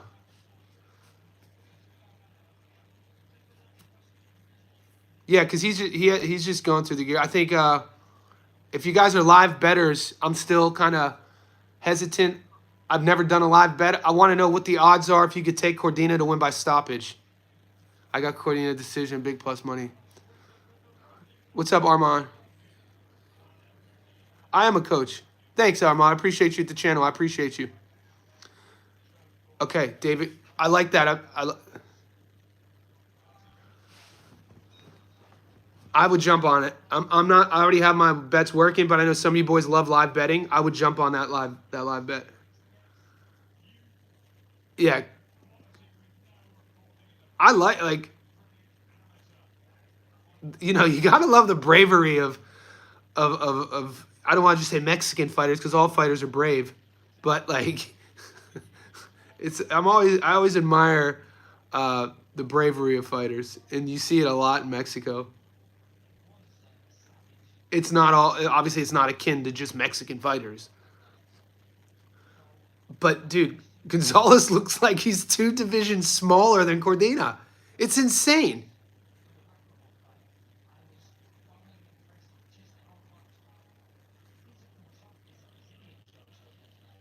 I think Cordina is going to need to be patient here. Like a minute gone in the second, you don't want to get too antsy or rush your work. He landed that big right hand again. That's going to be the punch if he does get the stoppage. He's timing it really well already. He's thrown it twice and landed it twice. Once in the first, and he just landed it again. It's when he's using his front foot. Watch what Cordina's doing with his lead foot. So he's using his lead foot. I need him to draw out. He needs to draw out Gonzalez by using his lead hand a bit more. He's not being active enough for me. Cordina isn't with his lead hand. He's using his foot feints and his foot pressure. And with a guy like Gonzalez, you don't have to force Gonzalez to bring the fight to you. I think what Cordina needs to do, though, is lead with the jab, at least throw it out there, and then set your backhand up. A minute 15 left in the second. I need more jabs from Cordina. Looks super focused, Cordina, and you always get that from him. It's one of the things I brought up in my breakdown of this fight was that certain fighters, like Teofimo, you can't always say, you're going to get a switched on Teofimo. We know that. That's not shocking. That's not a hot take. With Cordina, though, man, that's a nice combo from Gonzalez. Cordina shells up. Nice defense there. Using the high guard. Cordina's just using pretty much a high guard in the pocket. And, you know, he's never been a guy to use the entire ring. Similar to Jack, actually. Both guys, you know, they use their footwork and their defense to kind of stay in the middle, exit 2 steps, reset, recalibrate. Big left hook by Cordina. Yeah, there's a significant power advantage here and a size advantage. And what's going to happen here, if Cordina gets the stoppage, people will say Gonzalez was a can. But I don't want anybody to forget. I heard a lot of boxing commentators. It's not over yet, but a lot of people online weren't taking Cordina in this fight. So I'm just, and Gonzalez could, you know, anything could happen. But what Cordina's always locked in. And that's what, you know, as a coach, as an athlete, lifelong athlete, that's something that you have to take into consideration. I admire that about fighters when you just see that focus. Okay, so like I told you guys, if you're gonna bet live, now's the time, because last round it was $2.20, now it's $1.50. It's still plus money, but we're watching trends. And all right, now I understand the excitement of live betting. I didn't know it was about watching the trend. I see that's where it's going. Okay, Jack, what's up, buddy? What's up, guys? Wherever you're tuning in, let's like this video. This is going to the 3rd round of the co-main in Manchester between Cordina and Jared Gonzalez. You know, I'm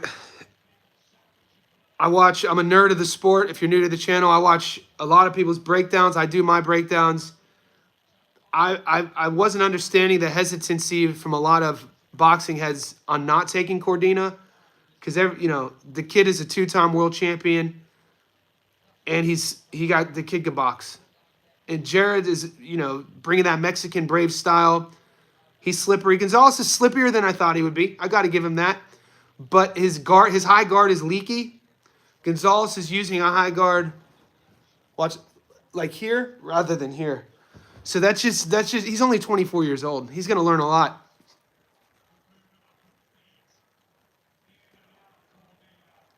Oh, I love that slip. That whenever you see a fighter, what Cordina just did was bait Gonzalez into throwing his left hand. It was a trap. Cordina slipped and then landed a lead hook to the body. I want to see more of that. I want to see body work. I want to see more jabs from Cordina and more body work. A minute gone in the 3rd.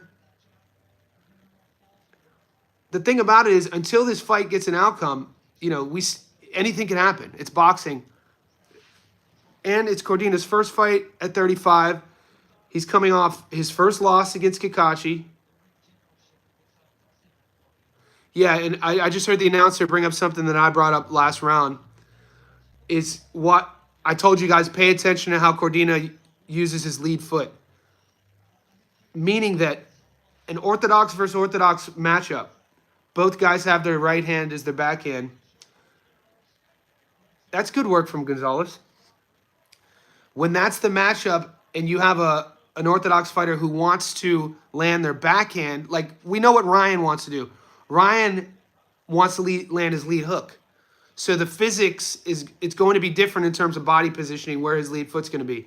With Cordina, he wants to land his backhand. So he wants to keep his front foot on the inside of Gonzalez's front foot. Now the danger in that is he could also put himself in a position to walk onto something. Now, that's a decision a fighter makes throughout a fight when he feels he has his opponent's timing down and he feels he's tasted his opponent's power and he can't get hurt. So it's kind of like one of these choices, all right, I'm going to go for it. And that's when you see, you know, one punch, you know, big shots landing, you know, a tide of a fight could turn when somebody gets caught with something like that. So here we go. We got 30 seconds left in the 3rd.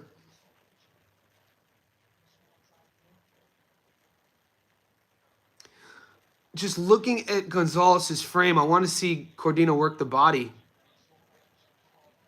I think, you know, that's the way you're going to have to go. He's not looking bad. His hand speed, Gonzalez's hand speed is looking good. And the longer this fight goes, that's a nice right hand counter.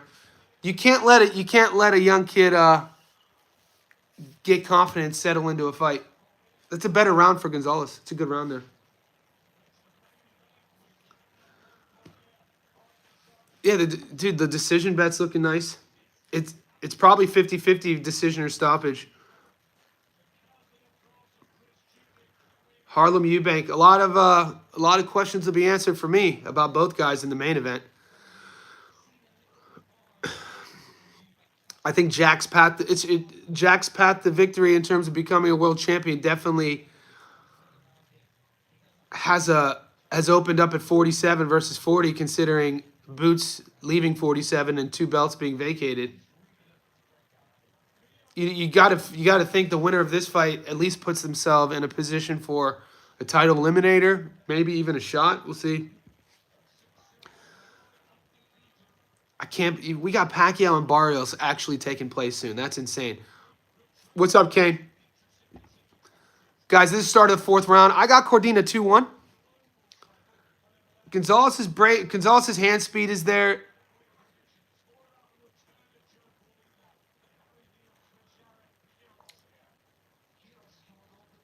Yeah, Gonzalez's energy is impressive. We knew that was going to be the case, though. We knew he wasn't going to be intimidated. He's a proud young fighter from Mexico. Oh, they're dirty boxing now. I want to see body work. I want to see more jabs from Cordina and body work. A minute gone in the 4th. There's a nice jab from Cordina. He's using the jab a bit more. Gonzalez is kind of timing Cordina much better the last round and a half. He's jumping in and they're clashing heads, though. So it's not the classiest work with what he's doing with his feet. He's kind of just jumping in with his chin there, which is very sort of kind of domestic. You don't ever want to jump in with your chin. You want to set it up here. Yeah, he's walking. There's a lot of headbutts happening in this round. Cordina looks frustrated in terms of getting headbutts. 90 seconds left in the 4th. You see that a lot. Oh, another head clash. You see that a lot in the ladies, in girl fights. You see a lot of head clashes, a lot of cuts. And you see it in the amateurs. Because, you know, what you're learning there is angles, keeping your body positioning. Not all headbutts are due to amateur, but a lot of them are. Not being able to understand the distance. Yeah, the DQ. Are you guys allowed to live bet on the DQ? Because a minute left in the 4th, I wouldn't be shocked if we're going to see a cut here. Just based on what Gonzalez is doing. He wasn't boxing like this in the first 2 rounds, but he's jumping in now like that. And it's kind of bothering Cordina because Cordina wants to do sort of like classier work. He wants to be more technical. And Gonzalez is making it scrappy, making it ugly, making it dirty.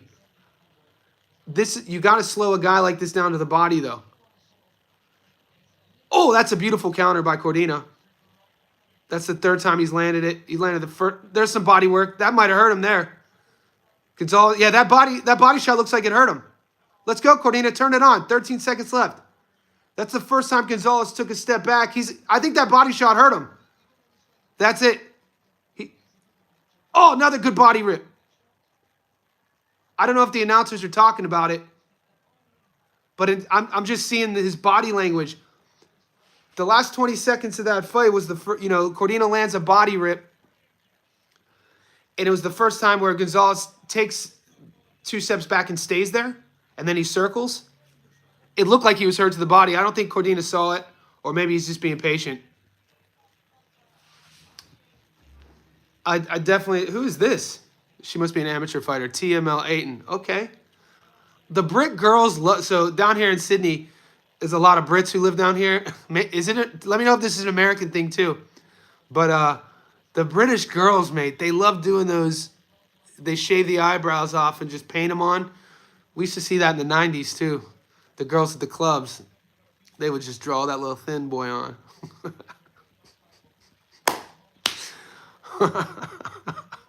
The clubbing days in the 90s were crazy work. It looked like it, Hyatrist.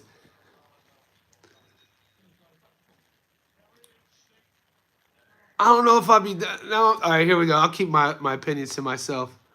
Round 5, guys. More body work from Cordina.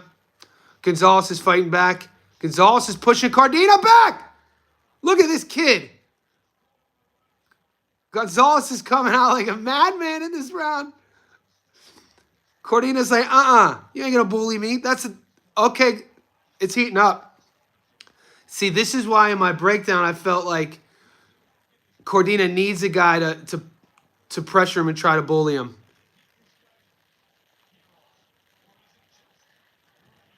Ooh.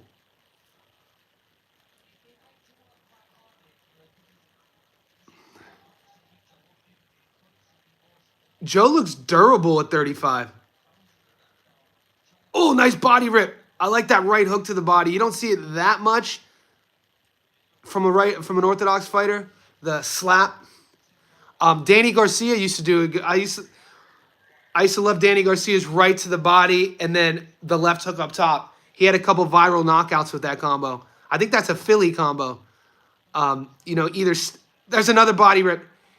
I think Danny Garcia would throw the straight right to the body. He'd level change, throw the straight right to the body, and then come up the left hook up top. Cordina did a hook to the body, but he didn't finish it up top. So that's one of the things they teach you when you're learning how to, fight in the pocket as an orthodox fighter is nice right hand. If you're going to throw a right hand to the body, a power punch, don't throw it naked. If you're going to invest there, come up top. Gonzalez is brave. There's a war taking place now. Every time Gonzalez looks like he gets hurt, he's trying to be the guy to, and this is just how you train for it. When, you give your receipts. Don't ever let a fighter give you, oh, nice 1-2 combo by Cordina. My coach used to say, always give your opponent some change. Don't let him just get receipts, meaning that, you're taught if your opponent gets off on you, you better give it back to him. Is Cordina hurt? Oh my God. We got some drama here. Oh, big right hand by Cordina. It's getting wild, guys. It's getting wild. 30 seconds left in the 5th.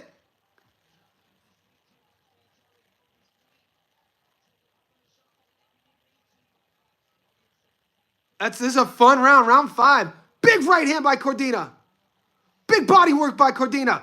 Oh, Gonzalez is hurt. Nope, Gonzalez circles out. I love what Gonzalez... All right, Gonzalez is getting pot-shotted now, guys. He's getting pot-shotted. He's throwing some Hail Mary hooks. The one thing I do have to say about Gonzalez is that's a crazy round. The thing I have to say that I like about Gonzalez is it shows he has a fight IQ because when you're up against the ropes and you're shelling up and you're getting pot-shotted, it's in our natural instinct they fight or flight or freeze. Some guys just get stuck there. He's not allowing himself to get stuck. He's using his lateral movement, keep circling. So I like that. But both guys landed decent shots. Oh, that left hook. Oh, he wasn't that hurt. He just caught him off balance a bit. It's a fun round. Round 5 is a fun round. Oh, I love that lead hook there. Finish up top. All right. Oh, he just missed. Oh!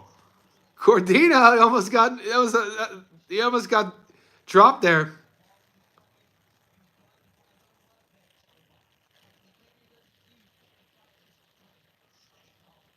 Yeah, I've always liked Cordina as sort of his presence in a fight. Like he's just not breathing hard. Here we go. It was a fun round, guys. If the fight like action like that, I think the stoppage is on the table. Round 6, 10-round fight. Fun fight.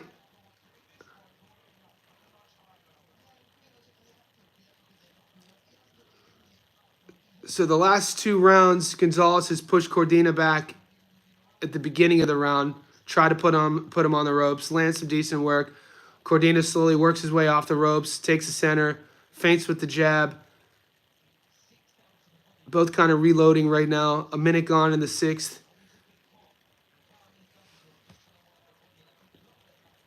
Gonzalez is definitely scrappy. He did not come here to... he didn't come here to roll over. we know about, dude. It's a legit narrative. The Mexicans coming to Britain, unknown Mexicans coming to the UK. Nice body rip there. I think that's gonna if Joe gets a stoppage, it's gonna be to the body. Nice jab. 90 seconds left in the sixth. Gonzalez is brave. Nice right hand, another pot shot. That's his best punch, or at least his favorite punch. I think his most impactful punch is that hook to the body. On both sides, he's landed the right hook to the body a couple times. The problem is I don't know if he's going to go back to the left hook to the body because it was that combo at the end at the fifth that he got caught. He went body, and before he turned it over to the hook up top, he got caught. We'll see if he goes back to it. Cordina has kind of caught himself, I don't want to say watching his work, but when he's gotten when Gonzalez has done his best work, it's kind of been Cordina just standing in front of him, kind of looking, maybe at some of the shots he just landed. Round 6 is, they kind of, both guys, it's not an off round, but it's not what round 5 was. And that happened. Nice left hook by Cordina. Not a lot on it. 30 seconds left in the 6th. Good jab from Cordina. Get under those elbows.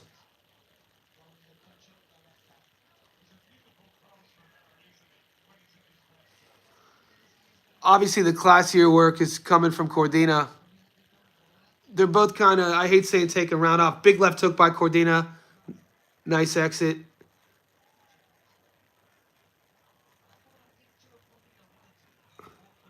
All right.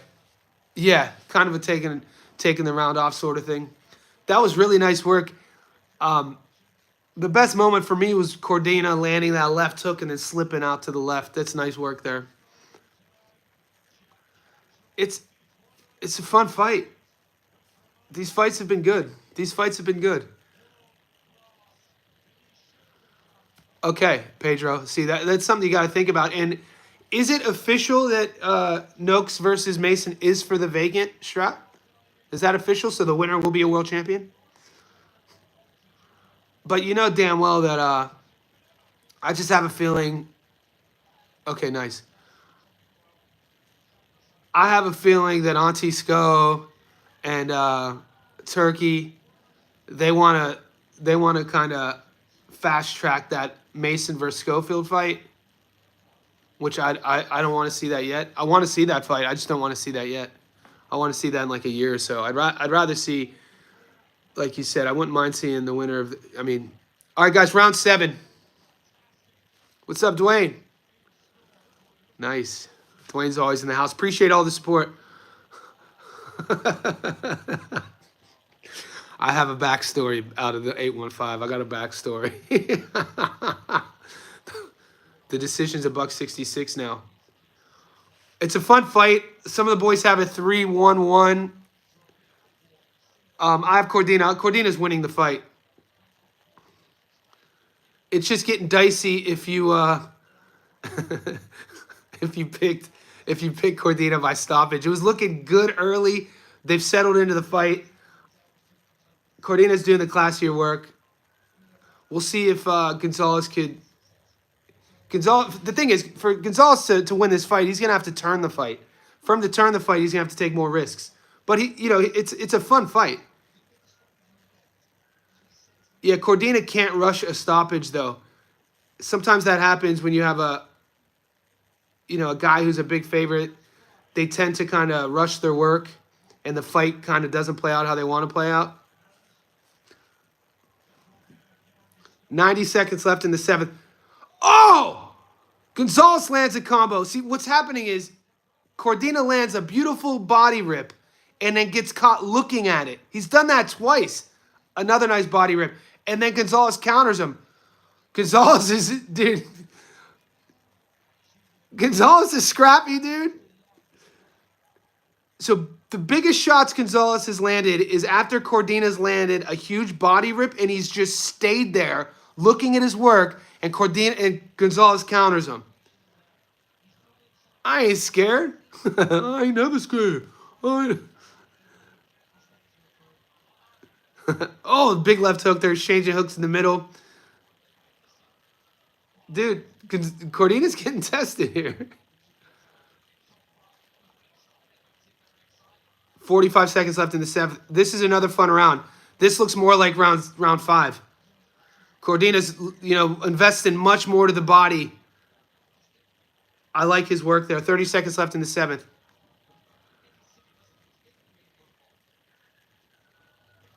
Good body rip there. Yeah, he doesn't like the body shots. Oh, big right hand. He's breathing hard now. Gonzalez is breathing hard, taking a lot of back steps. Oh, big. That body shot hurt him. Here it comes, boys. Body shot hurt him. Oh, he's getting hurt. Oh, Gonzalez hits a counter.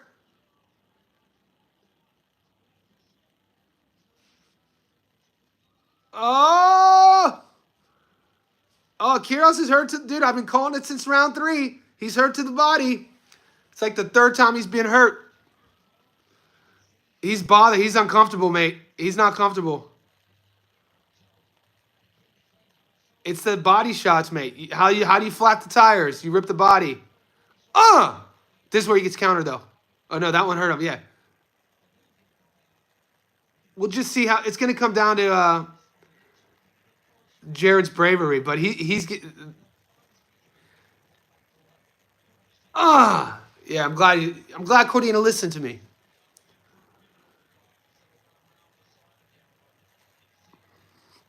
So it's going... There's only a few rounds left.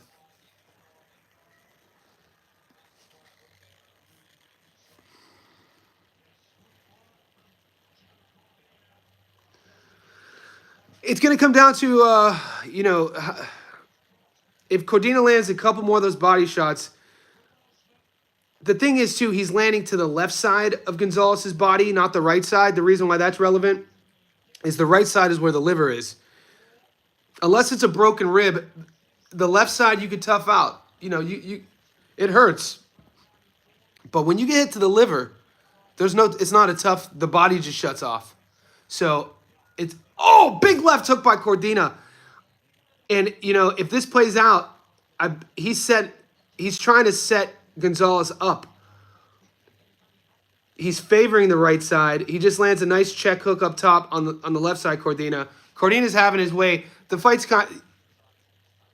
he's definitely lands a big body rip. He's definitely trying to stop him. He's not going through the motions. Cordina isn't.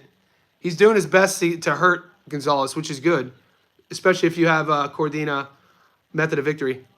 Guys, wherever you're tuning in, like this video. We got 2 minutes left in the 8th. Cordina versus Gonzalez. A fun fight.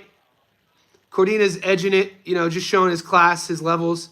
But Gonzalez is a brave fighter. Cordina's hurt him a couple times to the body. No one's been dropped yet.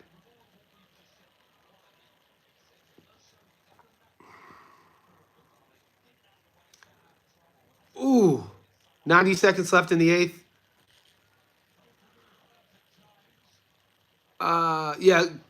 Gonzalez's best punch was in the 6th or in the 5th. He caught Cordina punching with him, and he landed a left hook when Cordina went to the body.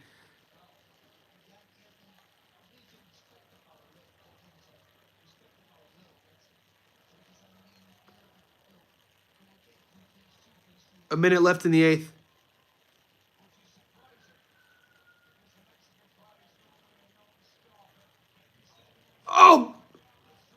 They're hooking together. Dude, Cordina's putting himself in harm's way. He could easily be backing up. Gonzalez might be hurt here. A minute left in the 8th round. Gonzalez is up against the ropes. Cordina's pushing it, putting it on him. I mean, Cordina's trying to get him out of there. He's doing his best. He's putting himself in danger. He's got caught a couple times. Yeah. Oh, goodbye. 30 seconds left in the 8th.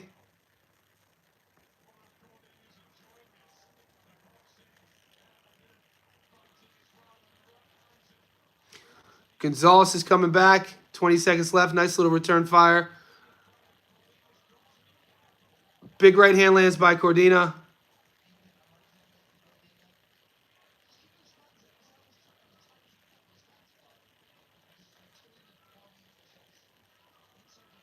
All right, 2 rounds left.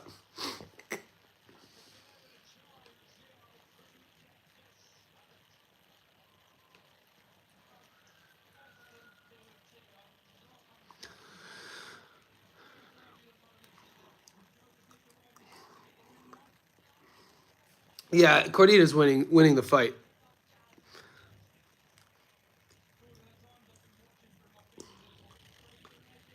The interesting thing is though that Cordina's putting himself, he's getting hit in places that he probably shouldn't be getting hit, and because he's putting himself in harm's way to hurt Gonzalez.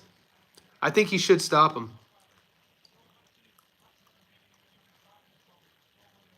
2 rounds left.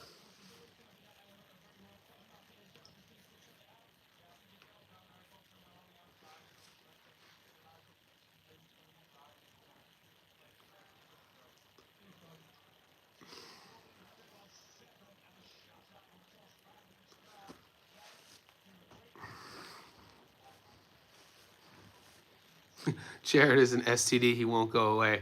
That's insane. That's so funny. Some STDs go away. Herpes doesn't. Gonorrhea, you just take some penicillin.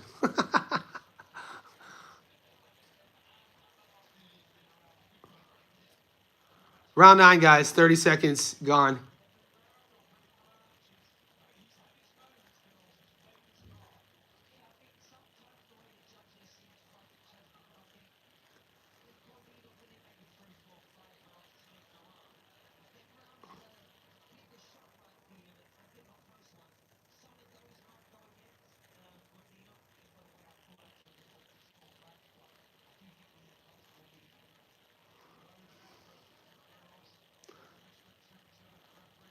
A minute gone in the 9th.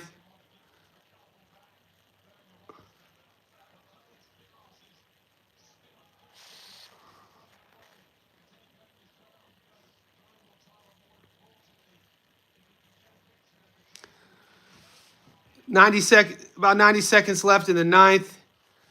Not a lot going on in this round. Rounds 5 and 7 so far. Nice and action packed. I think it's to the point where Gonzalez, if he wants to win this fight, he has to pour it out. He has to.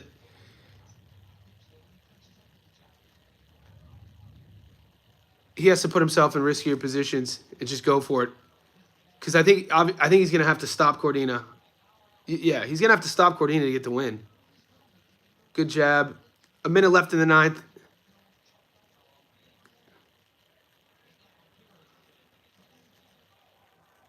Big left hook by Cordina.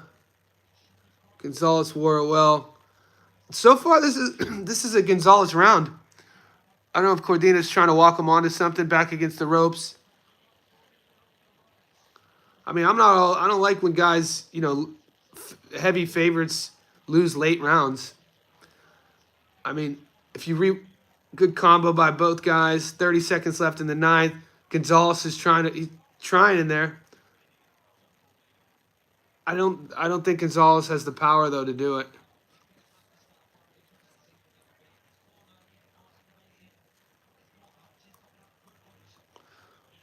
Ooh, that was beautiful body work by Cordina. 10 seconds left in the 9th.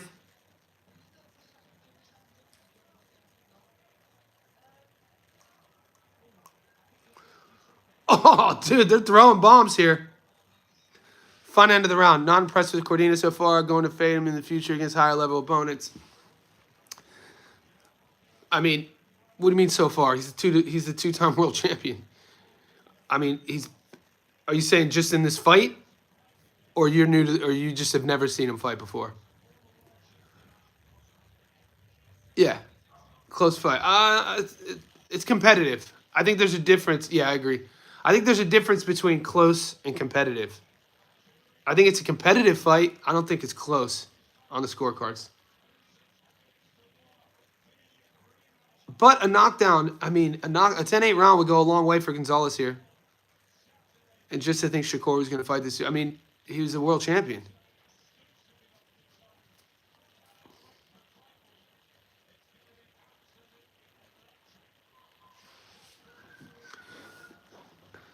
Dude, it's not called knockout. Joe Cordina's world class, mate.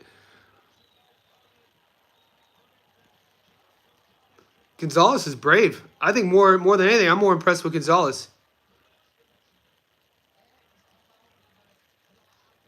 Yeah, I mean, I expected Cordina to win by stoppage. You know, first fight. When did he fight Kakashi? Last May.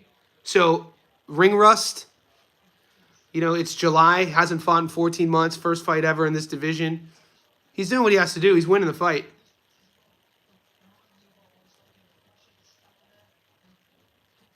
Gonzalez is, you know, fast, showing he's durable.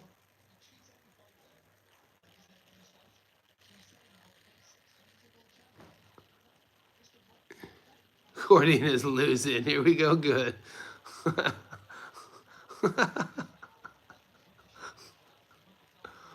Both exchange hooks there. 2 minutes left in the 10th. They both landed big hooks there.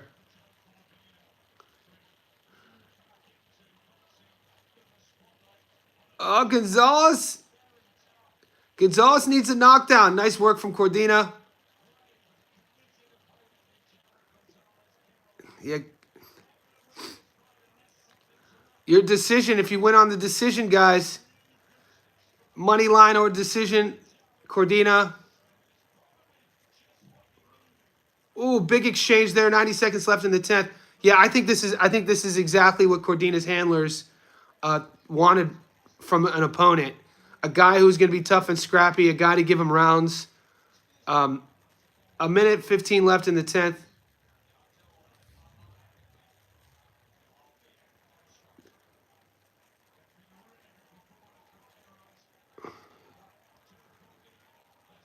A minute left. Oh, Cordina landed some big shots. It looked like he was going to try to turn it up there. No knockdowns in this fight, guys.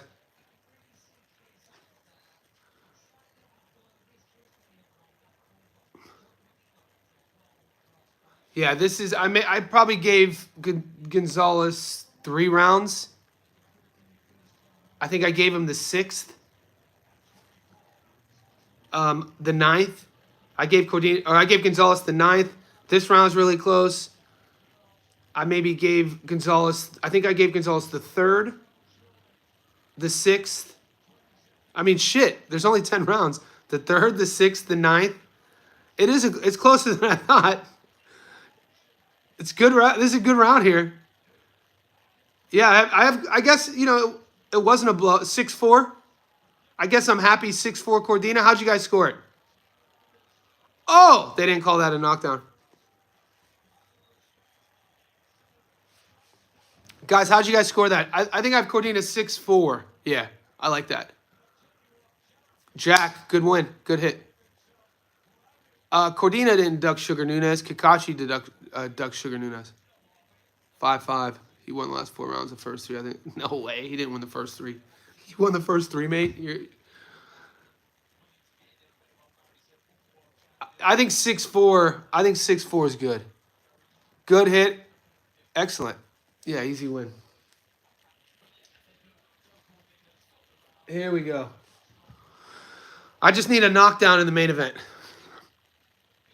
I thought Cordina did exactly what he needed to do. I think those rounds are good rounds. You know, get his feet wet in a new division, get his confidence back, get that W. Confidence is everything for a former world champion who lost his belt, who wants to become a world champion again. Oh, you tailed the knockdown on the... Okay, fingers crossed. Let's go. Based on the information I gave you earlier, you would think Cordina getting a stoppage was a lock. Yeah, it looked like it. Especially how it started. I thought for sure rounds 1 and 2, it was... and then Gonzalez came out. I think I gave Gonzalez the 3rd. It's a competitive fight.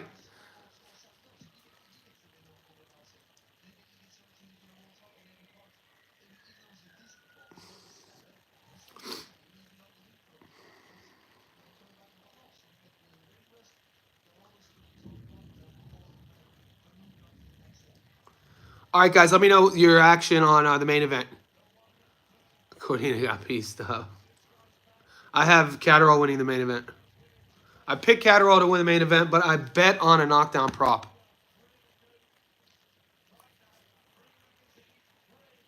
Yeah, he did.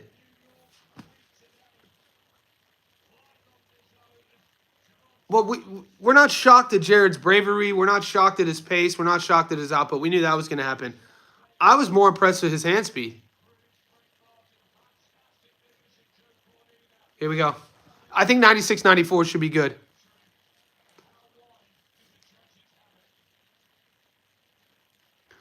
And it looks like Gonzalez is a 130, you know?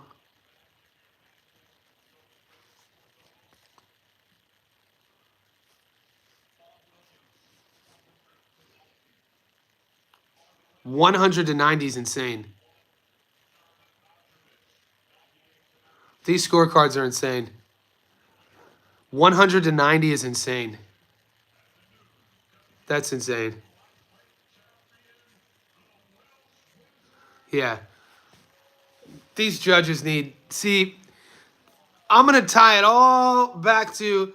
You know how in American politics, all the liberals tie everything back to Trump?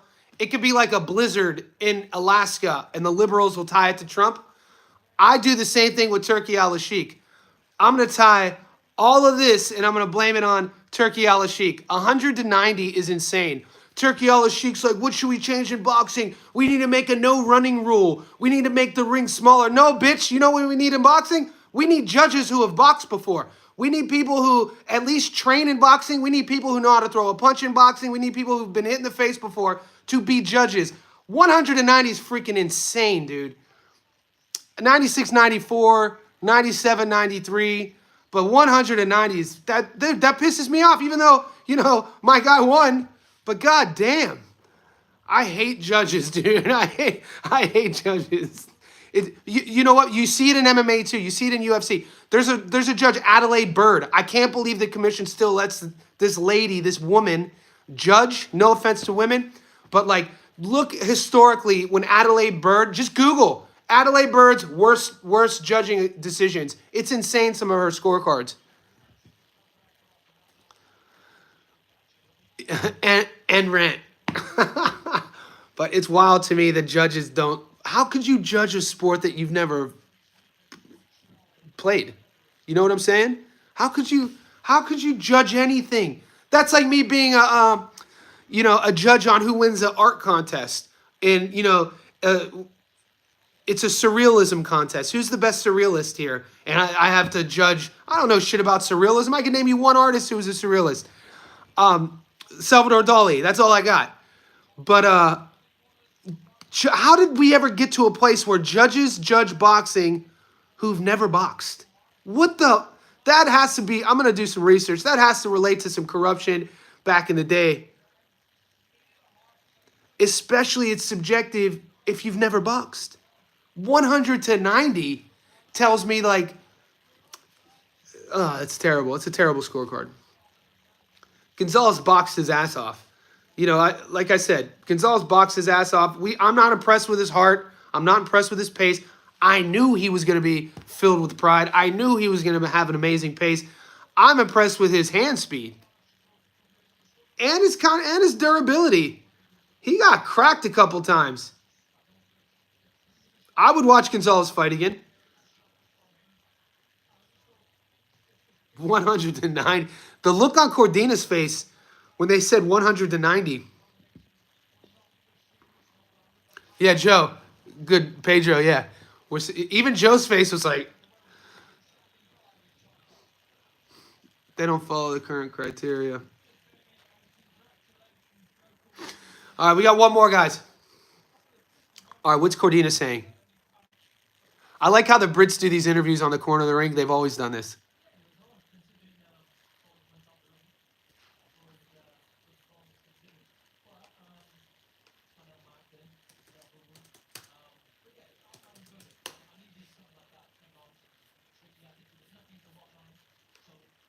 All right, so it wasn't just us. There was nothing to watch on him.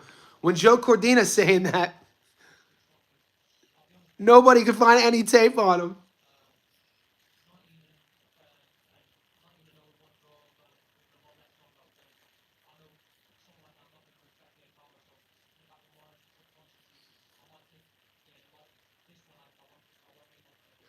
Guys, you see how if you're watching the fights, you see how they're interviewing Cordina on the corner of the ring right after the fight.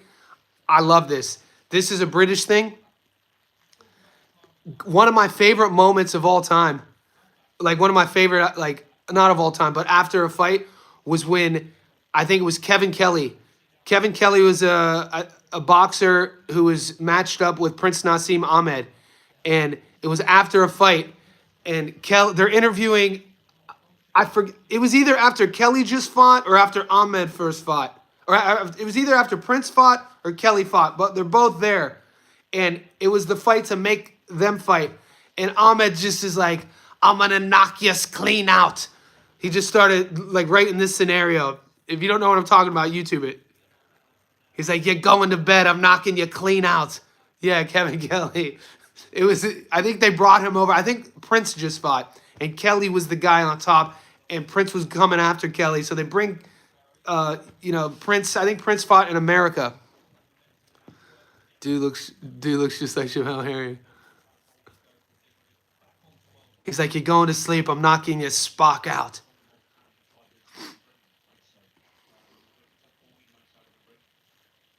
Yeah, we knew 14 months. We knew there'd be a little ring rust. I thought he fought well. All in all, I thought Cordina fought well. It wasn't a flat. It wasn't. He wasn't flat.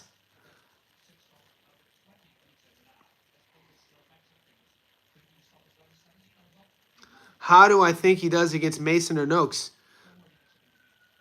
How does Mason or Noakes do against Cordina? Well, Mason's a. I can't wait for them to fight. Abdullah's a goddamn animal. Yeah, good. Message me.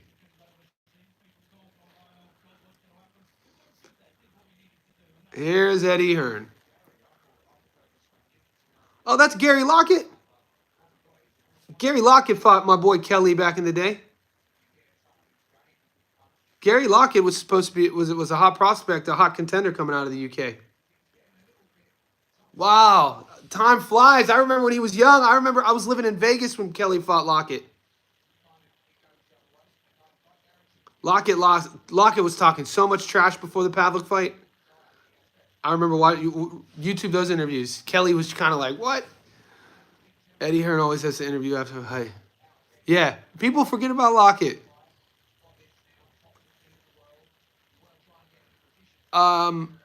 It was I said prospect contender. Did Lockett ever win a world title? I wasn't trying to. I wasn't trying to shade him. I just I start there and then I work my way up because I don't think Lockett ever won a world title. Yeah, never world champion.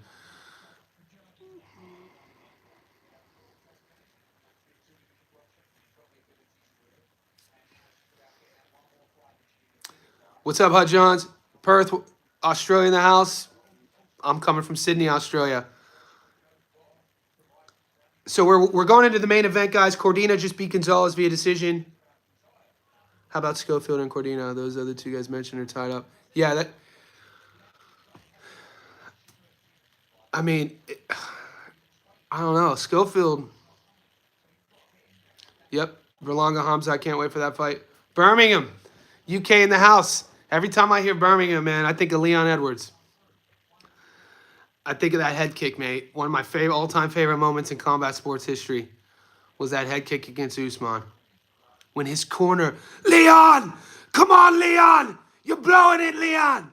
Oh, God. And he fucking lands it. Oh, amazing. Amazing.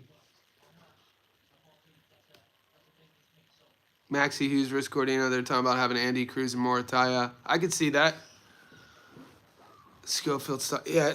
See, my thing with Schofield is I want to see more still. Going into the Tevin fight, I said he has to prove it to me. He stops Tevin, proved it to me, but it was so quick. I need to see.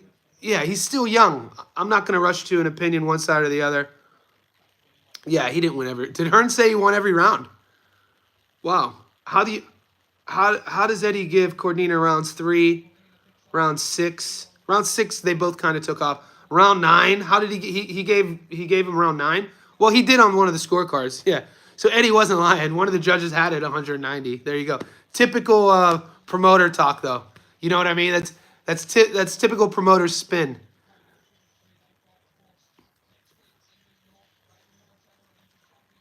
Yeah, exactly.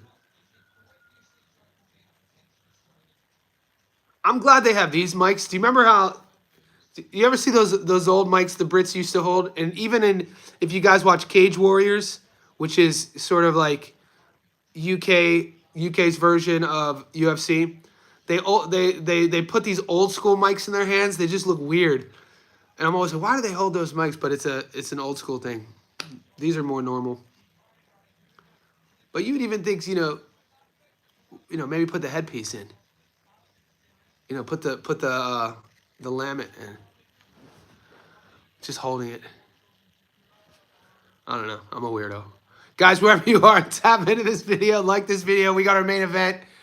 We hit on Cordina, and on my predictions, if you're new to the channel, I say welcome. Every week I do edited fight breakdown analysis and prediction videos. Those are on my playlist called Fight Predictions. I do live streams every day similar to this. We build our parlays for the month. We have our long parlay for July. We do our locks of the week. We do our prop bets. The biggest bet I went, what's the best fight you've ever seen? Me in person coaching. All my money is on a knockdown prop. The best fight I've ever seen in person was Kelly Pavlik, Jermaine Taylor 1 in Atlantic City. I was at that fight. Oh, I was also at UFC 193 in 2015 when Holly Holm knocked out Ronda Rousey. The head kick heard around the world. I was like 5th row from the octagon at that fight too. Best fight on TV. Seeing Ronda get head kick knocked out and then seeing my boy Kelly knock out Jermaine Taylor after he got dropped.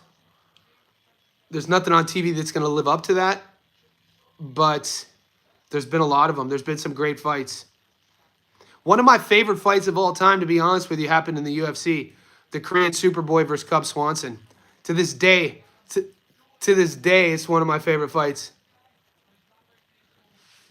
Alexander, I'll never forget when I got home, Atlantic City, I was living in Long Beach, California, but I'm born and raised from Youngstown. There was a big caravan of Youngstown fans who went to Atlantic City with Kelly to see that fight. And after I fly back to Long Beach, where I was going to grad school, I'm watching the fight because I saw it live. I wanted to hear the commentary. I was shocked when Kelly got dropped. You could YouTube this if you rewatch the fight. I don't know I forget his name. When Kelly got dropped, one of the announcers says, we have another example of a white fighter being outclassed. He said that when Pavlik got dropped. And I'll never forget when Kelly won, he goes, we have a new middleweight champion of the world, and he's from Youngstown, Ohio. Iconic. I got goosebumps to this day. That's actually Pavlik in that magazine behind me from 2007. I was at when he knocked out, so his run, I was at all of his fights leading up to the Taylor fight, the first one. I was at, when he knocked out, he fought in Disneyland against Max Zertuche. I think on his box rec is Jose Max Zertuche. And Zertuche was knocking everybody out. Kelly, that was a 50-50 fight. Pavlik knocked Zertuche out cold on his feet, frozen. YouTube frozen knockout. And then the fight after that, Zertuche was supposed to beat Pavlik in that fight. I was there. And then he fights Edson Miranda. And Miranda was a knockout artist. Everybody said Pavlik was going to get stopped against Miranda. And Pavlik stopped him. Kelly, he retires 40-2, 34 knockouts. Fulgencio Zuniga fight.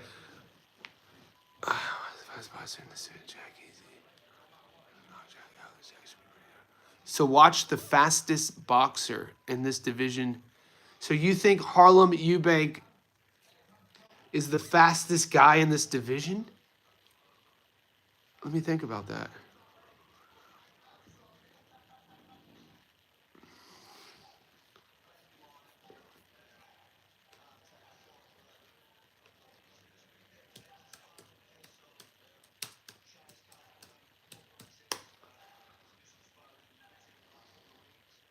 He didn't go off the rails. See, this is a false narrative. I talked to him to this day. I've been friends with Kelly. Never went off the rails. He, was at what started that whole going off the rails. I mean, he retired when he was 29 because he had a seizure, but he lost to B-Hop when he fought B-Hop at 170. Kelly was a world champion at 160. And then he lost to Sergio Martinez. And he gets a DUI in Youngstown. And then he was at a Foo Fighters sort of private concert. So what's the kid's name? Dave Grohl is from Youngstown. So the lead singer of the Foo Fighters, who used to be the drummer in Nirvana, grew up in our area. And so Pavlik goes to like one of these like private performances and kind of gets into an altercation. At the time, my hometown, they were waiting for, everybody loved Boom Boom Mancini so much. A lot of people, if you're from my hometown, you'd remember this.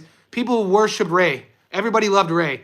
And so because of that, the media loved Ray, and it was hard for them to embrace Pavlik. Even after Pavlik became a world champion, they started this weird, he didn't go off the rails. He had a DUI, and he beat up a dude in a bar fight because he was defending his friends. And when he was in his last fight camp, he was out in California. I think he was 29 or 30. He had a seizure, and he just had a young daughter, and he said, "That's it. I'm not fighting again." So I mean, he just got inducted. He's a Hall of Famer, one of the greatest knockout artists of that division, one of the best straight right hands. In my opinion, did the most with a limited bag. Kelly only used his jab and his cross. And what he would do, I said this before Zoo lost to Murta's Ilab. There's a lot of similarities in how Kelly would use his front foot and just kind of way in and out of the pocket, and with how Zoo fights. And it's a compliment to Zoo. So that when I see Tim fight in certain exchanges, he kind of reminds me of Kelly a bit. Just in terms of how he uses what he has. Always in your face, never taking a backward step. YouTube the Edson Miranda knockout and YouTube the Max Otuche knockout. They're insane. Those are two of my favorite knockouts. I mean, his upbringing was solid. I mean, his dad was my Little League baseball coach. I mean, his dad was hard on him. My dad and his dad were our coaches when we were 10, 11, and 12. His dad's name was Mike. So Kelly's older brother, Rick, was supposed to be the boxer. Kelly had an older brother, Rick, who was heralded as the boxer, and Kelly was the baseball player. Pavlik, I tell the story all the time. We won baseball tournaments all throughout Ohio and Western Pennsylvania. He was the catcher, I was the pitcher, and then I played shortstop when I didn't pitch. We used to beat everybody. And I grew up in Youngstown. I know, his trainer's Jack Lowe. I know him personally. The main event's starting soon. Yeah, Jack for years owned Southside Boxing Club.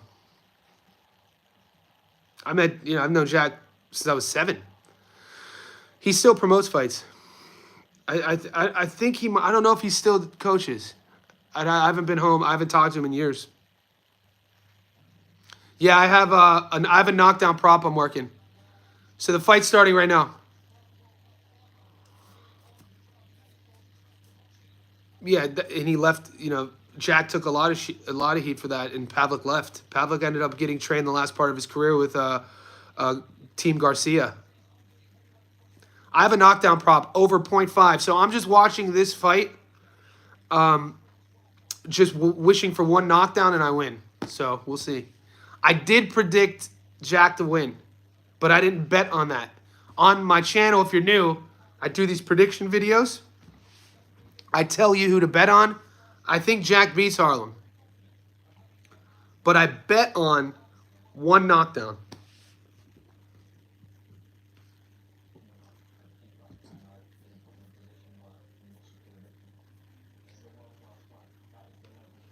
So somebody said that Harlem is the fastest guy at 147. No, I did the over of 0.5, Kingdom Life. So the prop I did over 0.5, so I just need one. No, the fight didn't start yet. I don't think Harlem's faster than whoever said Harlem's the fastest, has the fastest hands at the division. He's not faster than Brian Norman Jr. They have Devin at.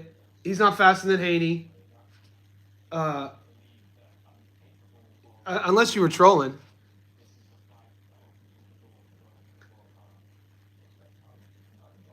Dude, there's some 47's interesting. They still have Ennis at 47, but Steven Ivich. I picked him to win. We won money on Ivich. I featured Ivich on the channel when he fought in his last fight. I won a lot of money. I was at that fight, actually. That was the last Sam Goodman fight. I was second row to that fight. That's when I hit a 22-1 on the channel. My boy won $22,000 right in front of me. He took my bets on that card, the Steven Ivich card. When Goodman headlined, he took my bets, bet 1,000, won 22K. It was awesome. And I posted all those bets on the channel. That's when I hit 67 money line picks in a row. That was like my biggest heater. I've made some adjustments since then though. Like not betting on $4s. A $4 lost today, guys. William Crolla lost. How, dude? Season, Mateo Tapia. You're talking about Mateo Tapia? He's good. Hasn't been fighting for a long time though. He used to train at the gym where I was managed a fighter at. He started with Tony Del Vecchio at Bondi Boxing Club, and then he's moved on. Yeah, that Aussie card, man, I was on fire. But I made some adjustments since then in terms of like not betting on certain. I don't do any more gold medal Olympians. I don't have the fight pulled up. No, they're not walking out yet. The boys are still talking. They're about to walk up.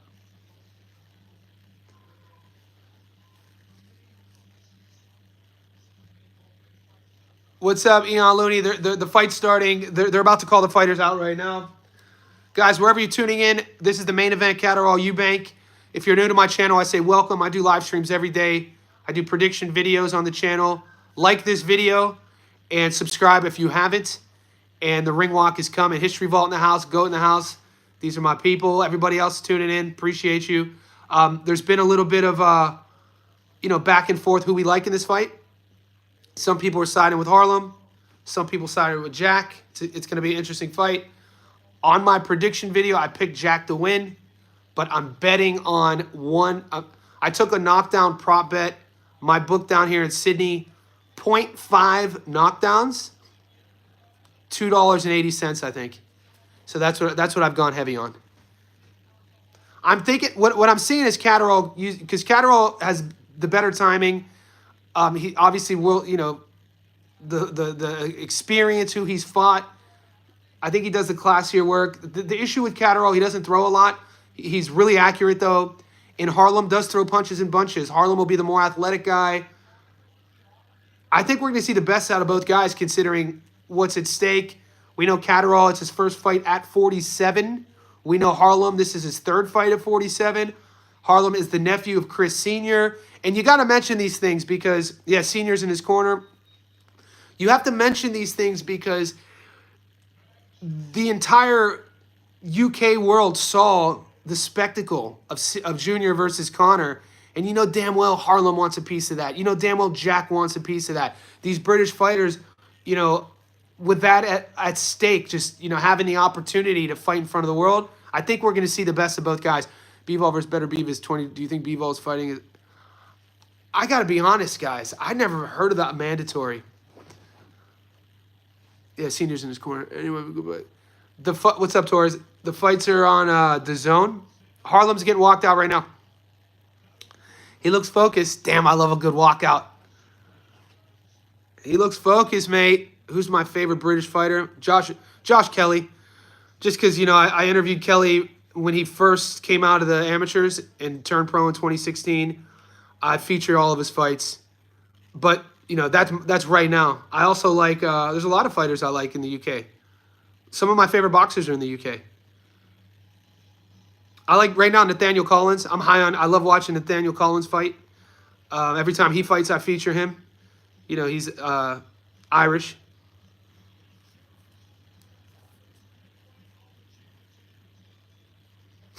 Yeah, if you're new to the channel, guys, and you're talking to some of the boys who are members or subscribers, this isn't a casual channel. You're gonna run into some very smart, intelligent boxing heads who actually gamble for a living. There's people on our stream right now who their only job is making money on boxing. So if you want a casual channel, this isn't it. You're gonna, some of the bigger channels, I think, with way bigger followings than me, you could get that clickbaity chat. Here, you're gonna just get Real boxing chat. Ruby Lowe, appreciate you. Look, I got to be honest with Eubanks Walker. I love that. Look how focused he looks, mate. Like there's nobody singing behind him. He got no one walking him out. This is his moment, Harlem's moment. And think about the shadows he's lived in. Think about the death, dude. Unfortunately, losing Sebastian, Chris's, Junior's brother, in really odd circumstances. That was his cousin, really close with Sebastian, and then his father, because the Eubanks are a fighting family. Eubank Sr. had two brothers who were fighters. One of those brothers is Harlem's dad, who's passed away. And so when you're the second, when you're Harlem and not Junior, you got to the kid has a chip on his shoulder. And then when you're Junior and not Senior, that kid has a chip on his shoulder. So I'm just coming at it from an empathetic perspective on what's going through his head right now. We're going to see the best out of Harlem. I still think Catterall beats him. Yeah, I didn't. Josh Padley's entered the chat. Yeah, I'm a Padley guy too. I like Padley. Dude, Padley can box, dude. Padley can box. Great story too. Not everybody is a millionaire boxing, mate. It's really hard to make a career of it. Jack's getting called out. This is Jack's first fight at 47. I still, to this day, what's up, CC? Appreciate you. If you're just new to the channel, hit subscribe. I do live streams every day. If you go to my playlist, Fight Predictions, you'll see my breakdown analysis and edited breakdowns of who wins. We got a lot of professional gamblers on the channel. So there's a segment of our page that's all about betting. But you're going to get an unbiased approach. When I win, you'll know about it. When I lose, you'll know about it. So here we go. I haven't seen. I think Eubank Sr. is supposed to be there, but I didn't see him either. I think this would be a travesty, and this is maybe too much emotions for me putting this into the game. But for a guy like Jack Catterall to retire not a world champion, man, there's been a lot of fighters who are less fighters than him to become world champions. It's just a bad taste that Josh Taylor first fights. This is why it's another one of those examples about judges. He would have became the first Brit undisputed champion in the modern era.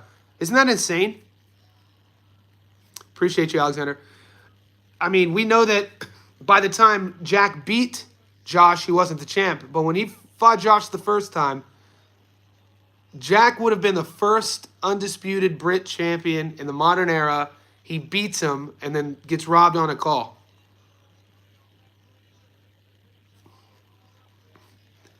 And so he's moving up now. Who are we talking about? What Josh? I love Murtazayev. Do I like Bakram Murtazayev? I'm a big fan of Bakram. I always, when I break down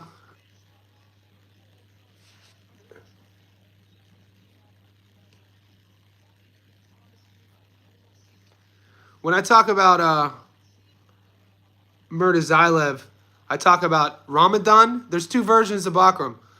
The fighter who fights during the month of Ramadan, and then the fighter who doesn't fight in Ramadan. And you see a different guy. So if I'm Bakram Murtazayev's handlers, I only schedule fights when he's not fasting.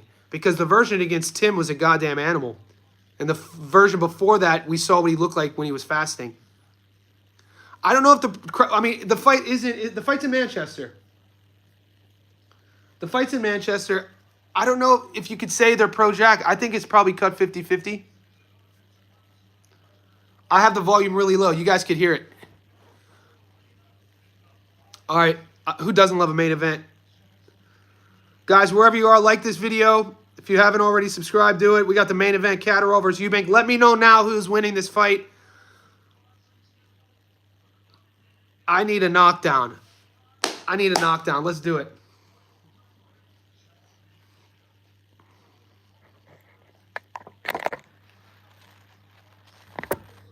Eubank. Ronak, what's up? Here we go, Tipkin. Tipkin, you're coming from Russia, right? If I remember. I think, we got some Aussie. Wherever you're tapping in, let me know, man. I'm live streaming here from Sydney, Australia. I'm from America, though. We got people from Perth here, Russia, America, the UK. Catterall by stoppage. I like that. Josh is a Brit. Yeah. Who said he wasn't a Brit? I must have missed something in the chat.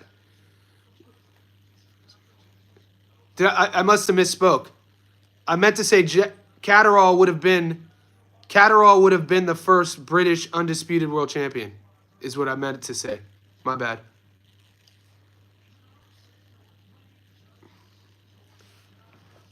Yeah, you know, when I'm going for this stream's going on a couple hours. Englishman living in Moscow. I've always wanted to go to Moscow.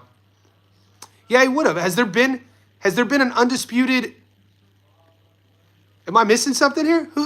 Who's been an undisputed champ in the modern era? English. From England. English then. Okay. My bad. My fault. Josh was the English then. My bad. English champion.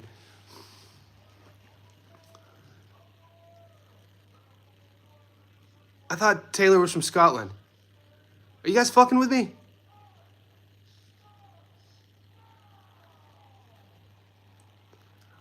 All right, let's focus on the fight. If I misspoke, my bad.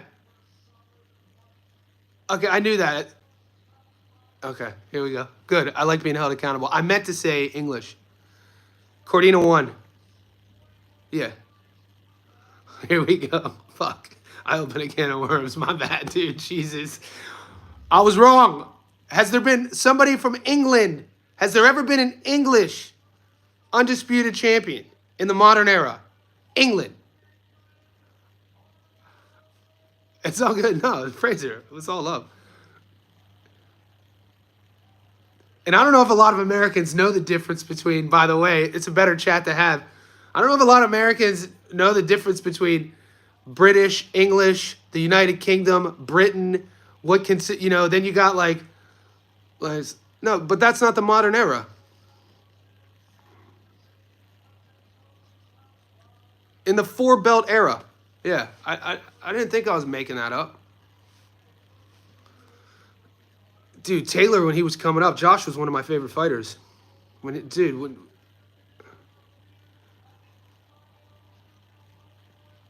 Josh's highlight, when Josh would be cooking, mate, that dude was fun to watch. I did not see Essuman coming out. Essuman, man, I can't believe he beat Josh. That kind of bummed me out more than anything. Here we go, guys. The fight's about to start. Ricky Burns is a stud. To this day, Bud always talks about that Ricky Burns world title was his favorite. That was Bud's, I think, Ricky was a legend at 35, right? That's when Bud, he went overseas to win that fight. He always talks highly of Ricky Burns, Crawford. Yeah, he came up. Okay, so he started lower and then came up to 35. Yeah, he has a great highlight reel. He's a great boxer. I've been watching the fighters from across the pond since I was a kid. Steve Collins. One of my favorite fighters right now, no relation, is Nathaniel Collins. I love the way he fights. All right, guys, here we go, round one. Yeah, the fight's about to start. It's starting right now. They meet in the middle. Here we go. So what we're going to see and what we're going to look for, you got Southpaw versus Orthodox. I wish we would have a camera angle so we could see the lead foot battle. You know what I'm saying? And the announcers never talk about it. But when you have there's always going to be a lead foot. It's the fight within the fight, especially with Orthodox versus Southpaw.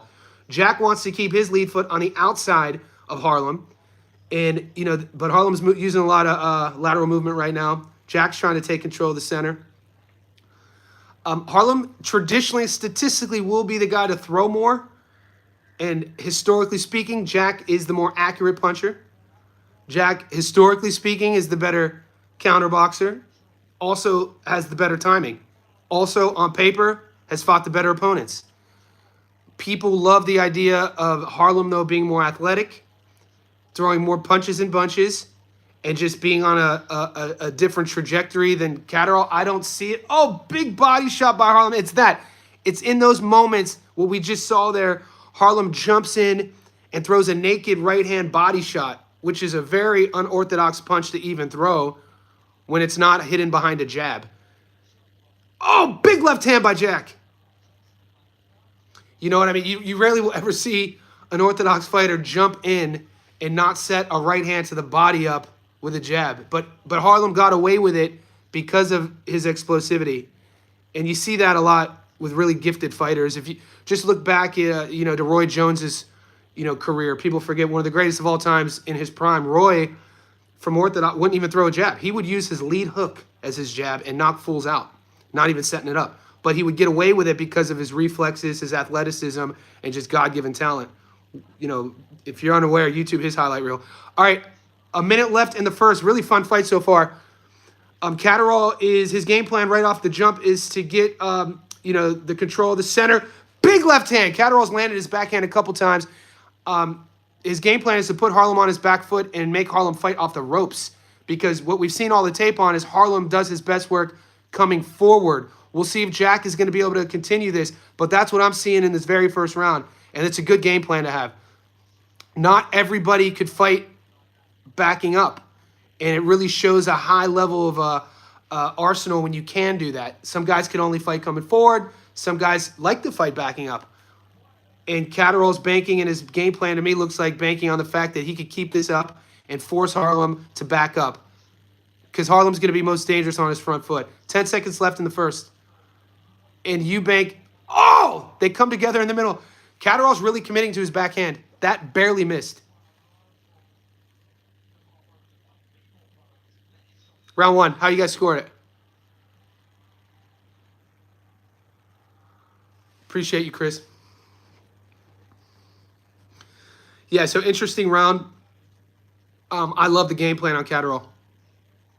And it's too early to see if Eubank, the plan was just to see what Jack was going to show you, but I don't think it was. That's a 1-0 Catterall round. If anything, I think Catterall surprised Eubank with that game plan. I got to be honest with you. I don't think I didn't expect Catterall to do that. On paper, now having seen him fight that first round, you're like, oh yeah, we should have all seen that. You got to put Harlem on his back foot. We'll see if you can keep it up, man. I'm blown away by that.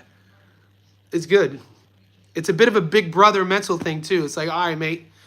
All right, I read the comments. Watch this. I'm going to put you on the back foot. El Gato, El Taco. Round two, guys. Fun first round. This is a 12-round fight. This is Catterall's first fight at 47.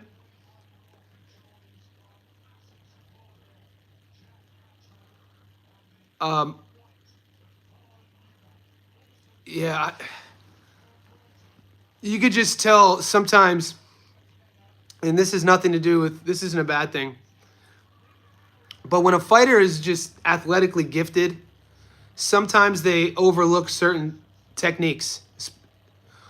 Harlem lands a big shot with Jack. You know what I'm saying? So if you're super athletic, you could get away with things. I'm seeing a lot of holes in Harlem, obviously, because he's so athletic. And this is why we talk about when you take a level up, a lot of holes will get exposed. Harlem's setups are really kind of amateur, right? Not amateur, but Harlem's not, his setups are just, in terms of setting up his offense, he's just this, and his defense looks leaky, especially in the pocket. But he's been able to get away with this because he's so fast, so explosive. Jack needs to push him back, though. Jack can't be in the corner. All right, 90 seconds left in the second. Eubank's adjustment right off jump was not letting Jack push him back. And Jack is kind of, fighting him in typical Catterall fashion in this round. Nice combo there by Catterall. Catterall looks sharp. Harlem looks twitchy to me. I don't want to say nervous, but Harlem doesn't look, he doesn't look loose. He looks really tight and kind of stiff. He kind of fights that way, though.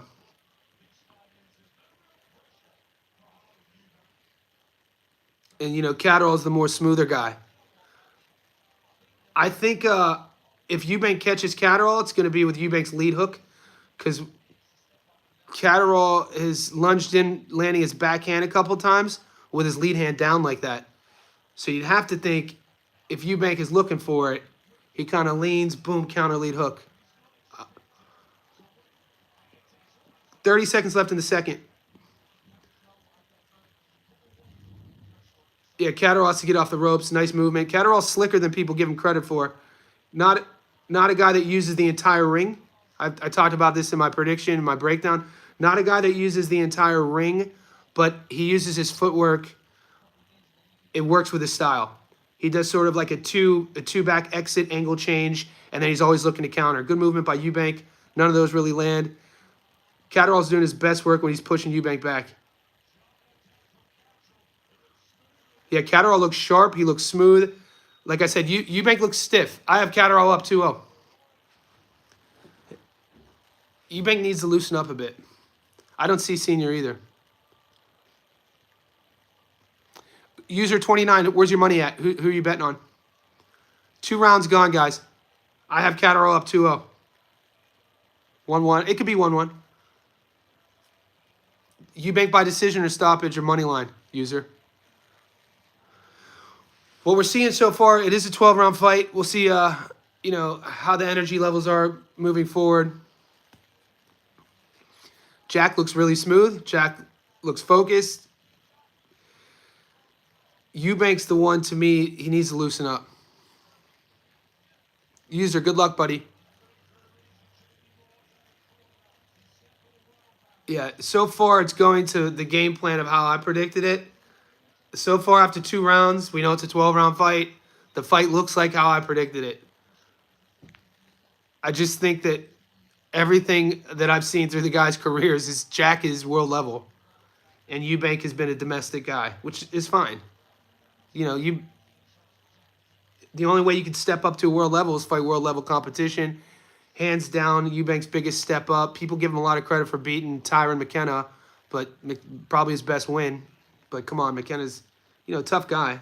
The thing I don't like about Jack is what I talked about there, is he exits with his lead hand down, and he kind of does, just put your fucking lead hand up. It's just here. Round 3, guys. I love when Catterall throws his double jab cross and angles off of it. He does it effortlessly, seamlessly. He goes pop, pop. Oh, they're both on the ground. Wrestling. We got somersaults. We got backflips.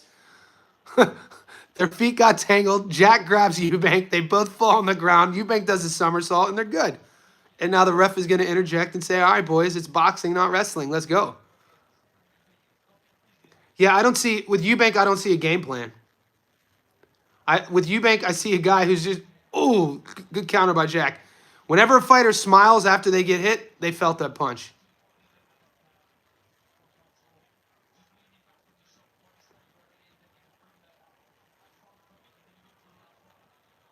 Yeah, Eubank sometimes reminds me of like a new, like every now and then you get a new guy to your gym who wants to spar everybody. Every now and then there's a new cat. Nobody knows him. He shows up and he's just calling everybody out to spar. It always happens.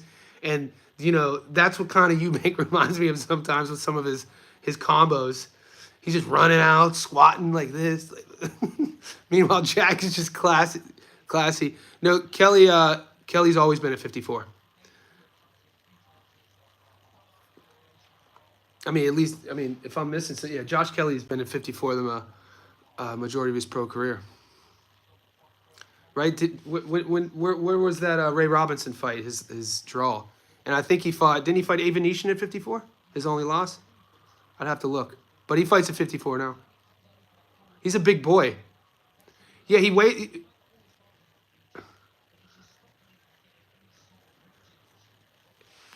Yeah, I'm struggling to see Eubanks' game plan.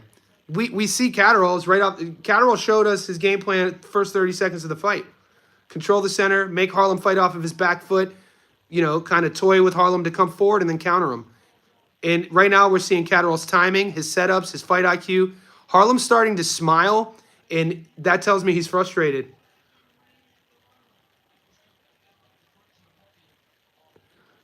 Eubank, he's still so green, man. And there's not, he's a guy who really said he didn't really make a go of boxing until his 20s. What is he, 30, 31 now? You can kind of see it. You think Harlem's gonna win? I don't know, man. I don't see it. I they love, dude. They love sweet. They love Neil Diamond overseas. When I would be, as a young boy, to punish me, my mom would make me listen to Neil Diamond. So I remember growing up, and then like I forget where I was when I first heard the whole crowd, and I think it was like an English soccer game. They were singing "Sweet Caroline." I was like, why are they listening to Neil Diamond? Yuck! Because my mom would use it as I hated Neil Diamond. It's like elevator music. Yeah, Jack up 3-0. I think it's fair to say. Eubank is, this kind of reminds me of like I said, a really good athlete who put the boxing gloves on fighting a boxer. He's new to the gym. He wants to fight the best boxer in the gym. And I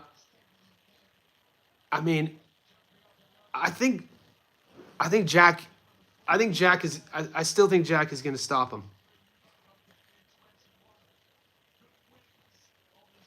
At least Eubank looks a little bit looser now. Doesn't look as stiff. Round 4, I have Catterall up 3-0.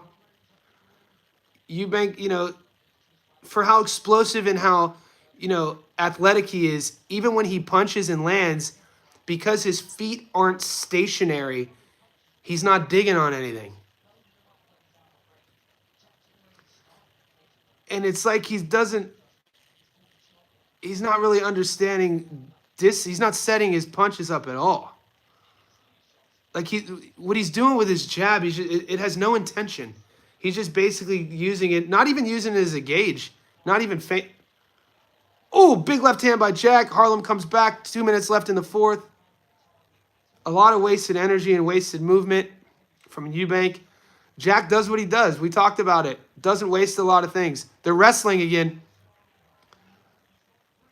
And as you climb the ranks in boxing, you have to think, as a fighter, economy of energy. The economy of energy. Oh, both guys land big shots. Probably the best exchange of the fight for Eubank. Catterall takes a back step, 90 seconds left in the fourth. Gives him a smile. He felt that one. Harlem's best punch, hands down. Not doing much with it, though. It was kind of a pot shot off of an angle change. Didn't really do anything after it, though.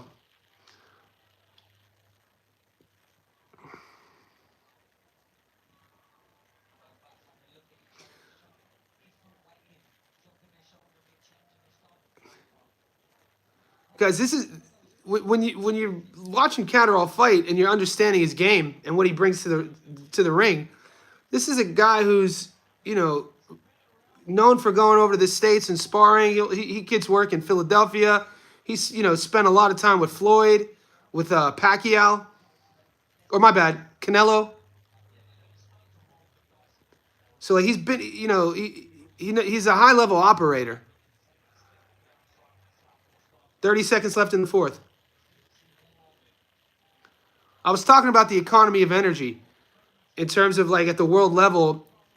It's a skill to have. You don't want to waste movement in there, man. It's a 12-round fight. And it's kind of the knock on Josh Kelly that he had, not as of late. Kelly's made some adjustments with his style, which I like to see. When he went to New York for the only time he's been in the States and fought Ray Robinson to a draw, a lot of the boxing analysts were killing him for that wasted style. And then he got exposed a bit as well against Avanesian. Was, in my eyes, winning that fight, and then, just faded. Avanesian put it on him and stopped him. But since then, you've seen Kelly make a lot of adjustments in his style and really kind of still be flashy, still have that little flair that Kelly's known for, but a lot less wasted movement. How do you guys have the score in it? So 2-2? Yeah. Avanesian's older now. I mean, David's most known for, his losses against Boots and Bud. But David, high level. People who aren't really, true boxing fans, David Avanesian's a great fighter. He's been around for a while, too. 3-0-1 Jack. What round were they even? That last round? Yeah, I agree. Casuals will talk shit. Like, there's a lot of boxing fans who see a guy fight a world champion and get stopped and just disregard him. Avanesyan is a nightmare, especially at his prime for a lot of fighters. Pretty much anyone except anyone not named Jaron Ennis and Terrence Crawford.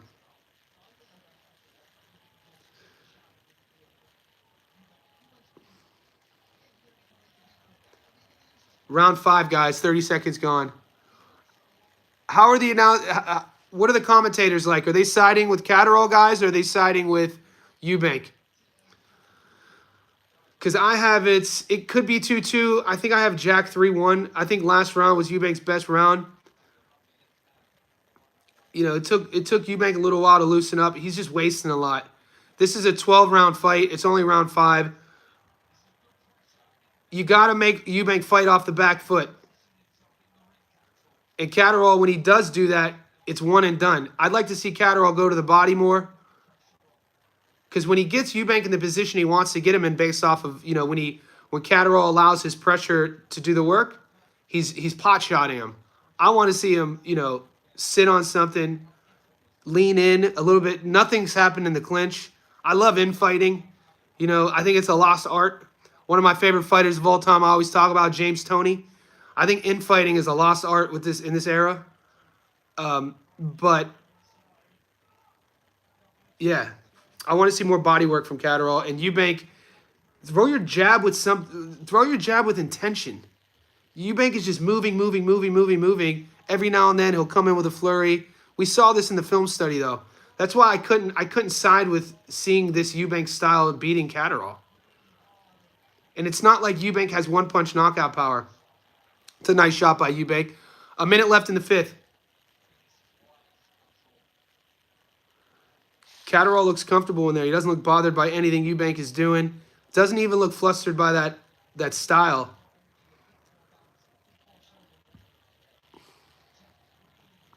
And think about it.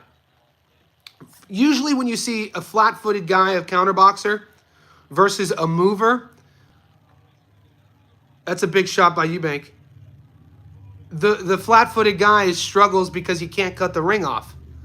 But Eubank is moving, and he's moving using the ring, but he's not even forcing Catterall to have to cut the ring off. You know what I mean? It's a lot of kind of domestic level work that Eubank does, but he's a domestic level guy. No shade. No shade against him. And these are all the things that when you level up, that's why I'll never hate on any fighter, let alone a guy who's been a world champion, is that these are the things that go unspoken about, that the commentators don't talk about, the average fan doesn't see. Interesting fight, good fight. It's a long fight. It's a 12-round fight. We're going into the 6th. That's a Catterall round. I have it 4-2. Wherever you're tuning in, guys, check in. If you haven't already liked this video, if you haven't subscribed, I do lives every single day. Guys, we have a huge month coming up. July, look at the fight schedule. We're going to be breaking down all those fights. We do live streams every day talking about the bets, the odds, where to put our money. We create parlays. I have a knockdown prop bet working here. I just need somebody to hit the canvas. But we're going to be turning the page. Literally, as soon as this fight ends, we got to turn the page and get to work on all these fights coming up in July. It's insane. We're going to make a lot of money this month. Last month was Harlem needs to do better. I think... all right, Ian, I agree. What adjustments does Harlem make? Because it's his style. This style works against guys at lower levels, though. You know what I'm saying? That was a gorgeous counter by Catterall. They're on the ground again, wrestling. Catterall has full guard. They switched him out. Oh, Eubank gets his back. No, 3-2 Harlem. 3-2 Harlem? No, I don't think so. I think, yeah, Ian, I think the jab for sure, but I don't know if Harlem has that in him. You know, you could, all of those, wait here, I haven't seen him sit on one jab yet. 3-2 Harlem, maybe I'm watching a different fight. I mean, Harlem's had two good I mean, if you're looking at the narrative and the storyline of this fight, it's Catterall pretty much controlling the center, countering Eubank. you know, implementing his game plan, forcing Eubank to fight off the back foot. And Eubank's kind of just fighting and reacting to Catterall's style. I haven't seen Eubank. Oh, Eubank's starting to land clean here, though. Just in the last 30 seconds, he lands 2 pretty clean right hands.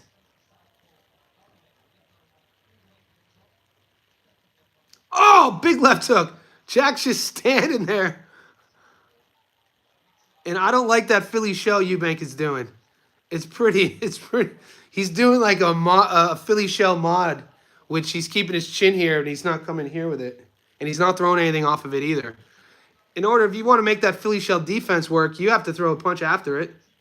You can't just stand there and just roll up. Think about when Floyd would use it. He would roll and then counter with his backhand. You don't just roll.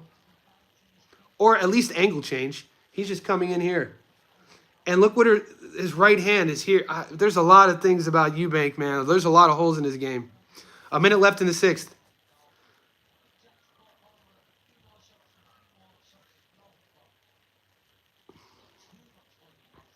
Jack never has a lot of volume, though. We know that. Catterall's not a volume guy. He's a more accurate. He's you know, makes his, you know, he pays the bills on his accuracy and his counters. And, you know, how he manages the fight. I like that. Oh, that's a big head clash. Jack has a huge cut over the eye. Jack has a huge cut over his right eye. Head clashes. That was nasty. Oh, God. Here we go. Here we go. Head clash. Let's see how bad it is.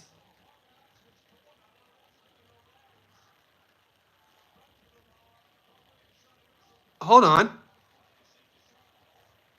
Catterall just went back to his corner to get wiped down, which should be a point. I mean, you're not allowed to go to your corner. This is different from Tank versus Roach, but similar. The ref should have, he didn't even acknowledge that. You're not allowed to get any corner, not a towel, not a wipe, even if it was a head clash. That's insane. Are the refs talking about it? Did the refs talk about the Catterall chucks Eubank to the ground? It's getting sloppy in there. Eubank has a cut over his left eye. So both guys have cuts on their brow from that headbutt.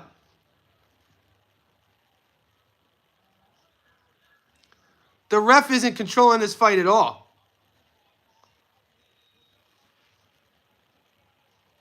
Both guys have big cuts from a headbutt.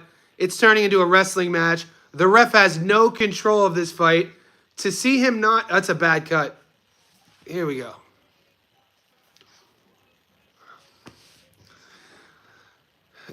Are the commentary even talking about that towel? Yeah, that cut's nasty. Harlem has a cut too, though. I haven't seen it yet.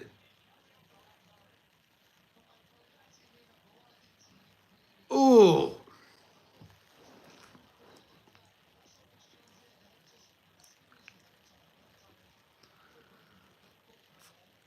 How do you see Eubank winning? I don't...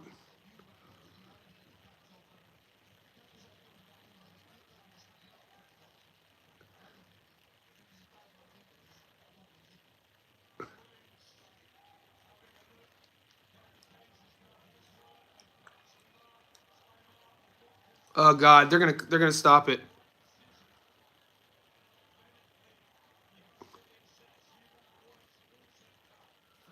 They're gonna stop. That's a bad cut, guys. It's here.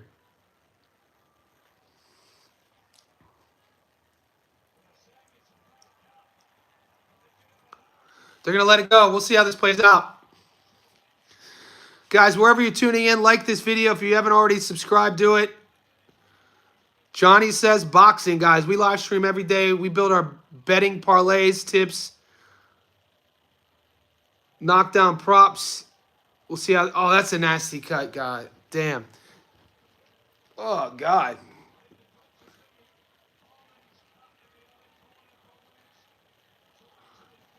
Jack and Harlem are talking to each other. There's nobody in the ring. They stopped the fight.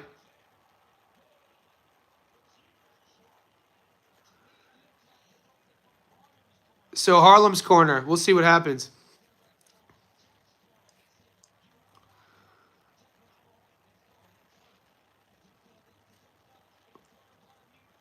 Why is Harlem celebrating? What did I miss? What are they doing here?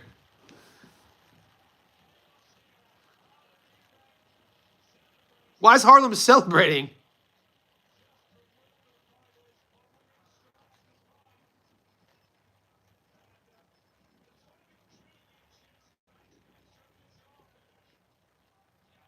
Catterall didn't quit.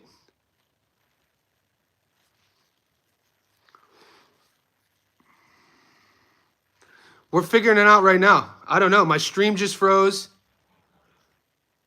Oh God, is your stream frozen?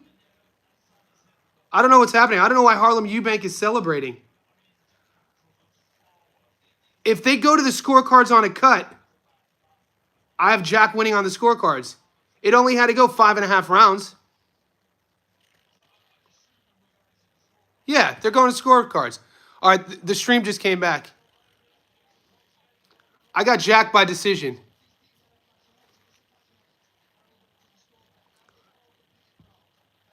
I have Jack winning 4-2. Well, the bleeding stops because they put adrenaline. So in that, whether it's end swell, it has adrenaline in it to cauterize the cut. So just because the blood stops, that cut is here. That thing's hanging. Oh, that's a bad cut. Absolute chaos. I've never seen, though, the ring to be empty and both fighters are in the middle wanting to fight, and then they call the fight off. Yeah, I have Jack winning the fight 4-2.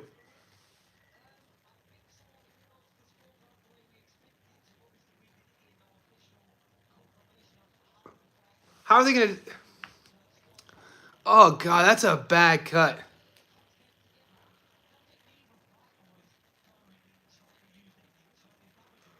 Absolute board fest.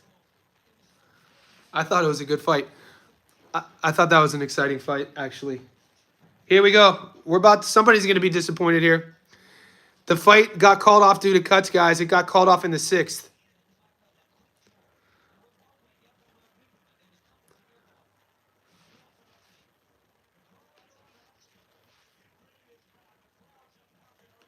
People were booing. What are they going to do? Are they going to... We're about to see how this fight goes down.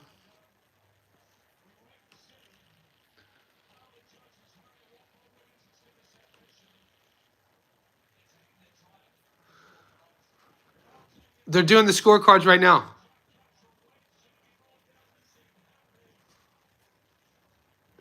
I don't understand why Eubank was on the corner, was on the ropes celebrating. There's so many fights coming up. Yeah, I took Catterall to win. I have Catterall winning, but I didn't win my knockdown prop. There were no knockdowns. All good.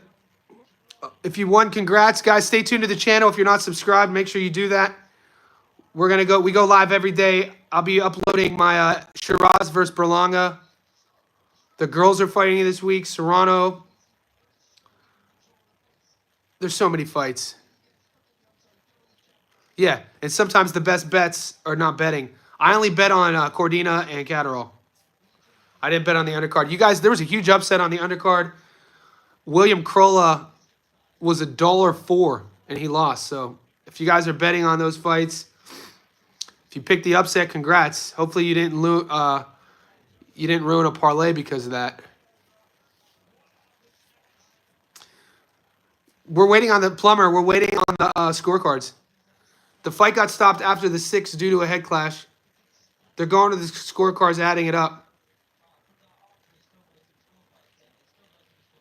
Yeah, we'll see what happens. I have Catterall by decision. They better go to Here we go. After 4 rounds, they go to the cards. I know Eubank would want a rematch. I don't think Catterall would want. I mean, I had Catterall winning this fight easy. I don't know why Eubank thinks he got it.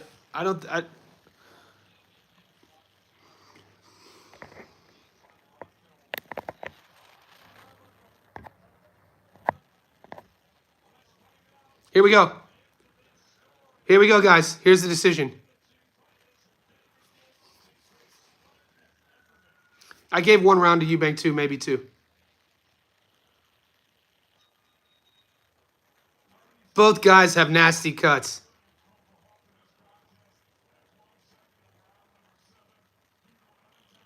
I have 4-2 Catterall.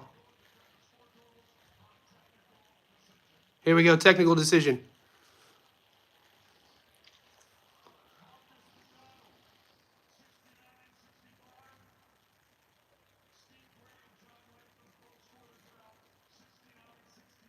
Yeah. Jack Catterall.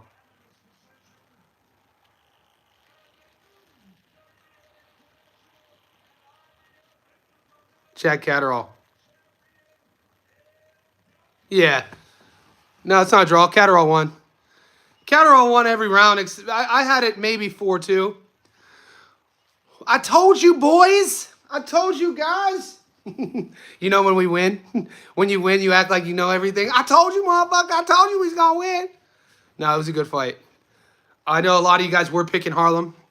I just feel like more than... they're not going to... I don't think they're going to do a rematch here. We up, though. We up. Bang, ba, ba. We up. We up. It was a solid win, guys. It came down to classic. It came down to, like, levels. World class. It came down to levels. Eubank, I kind of feel bad for Eubank.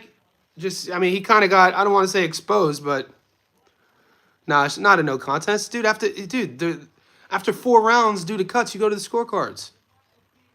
Yeah, Chris Haynes, athlete versus boxer, 100%. Guys, wherever you are, like this video. It's 8:30 in the morning on Sunday. I'm about to go on a run, a little 10K run, get my mind right. If you haven't already, hit subscribe, like this video. We got a lot of uploads coming. I go live every day. So to be notified, hit the bell notification button. I appreciate the support. I appreciate everybody watching this with me, and enjoy your day.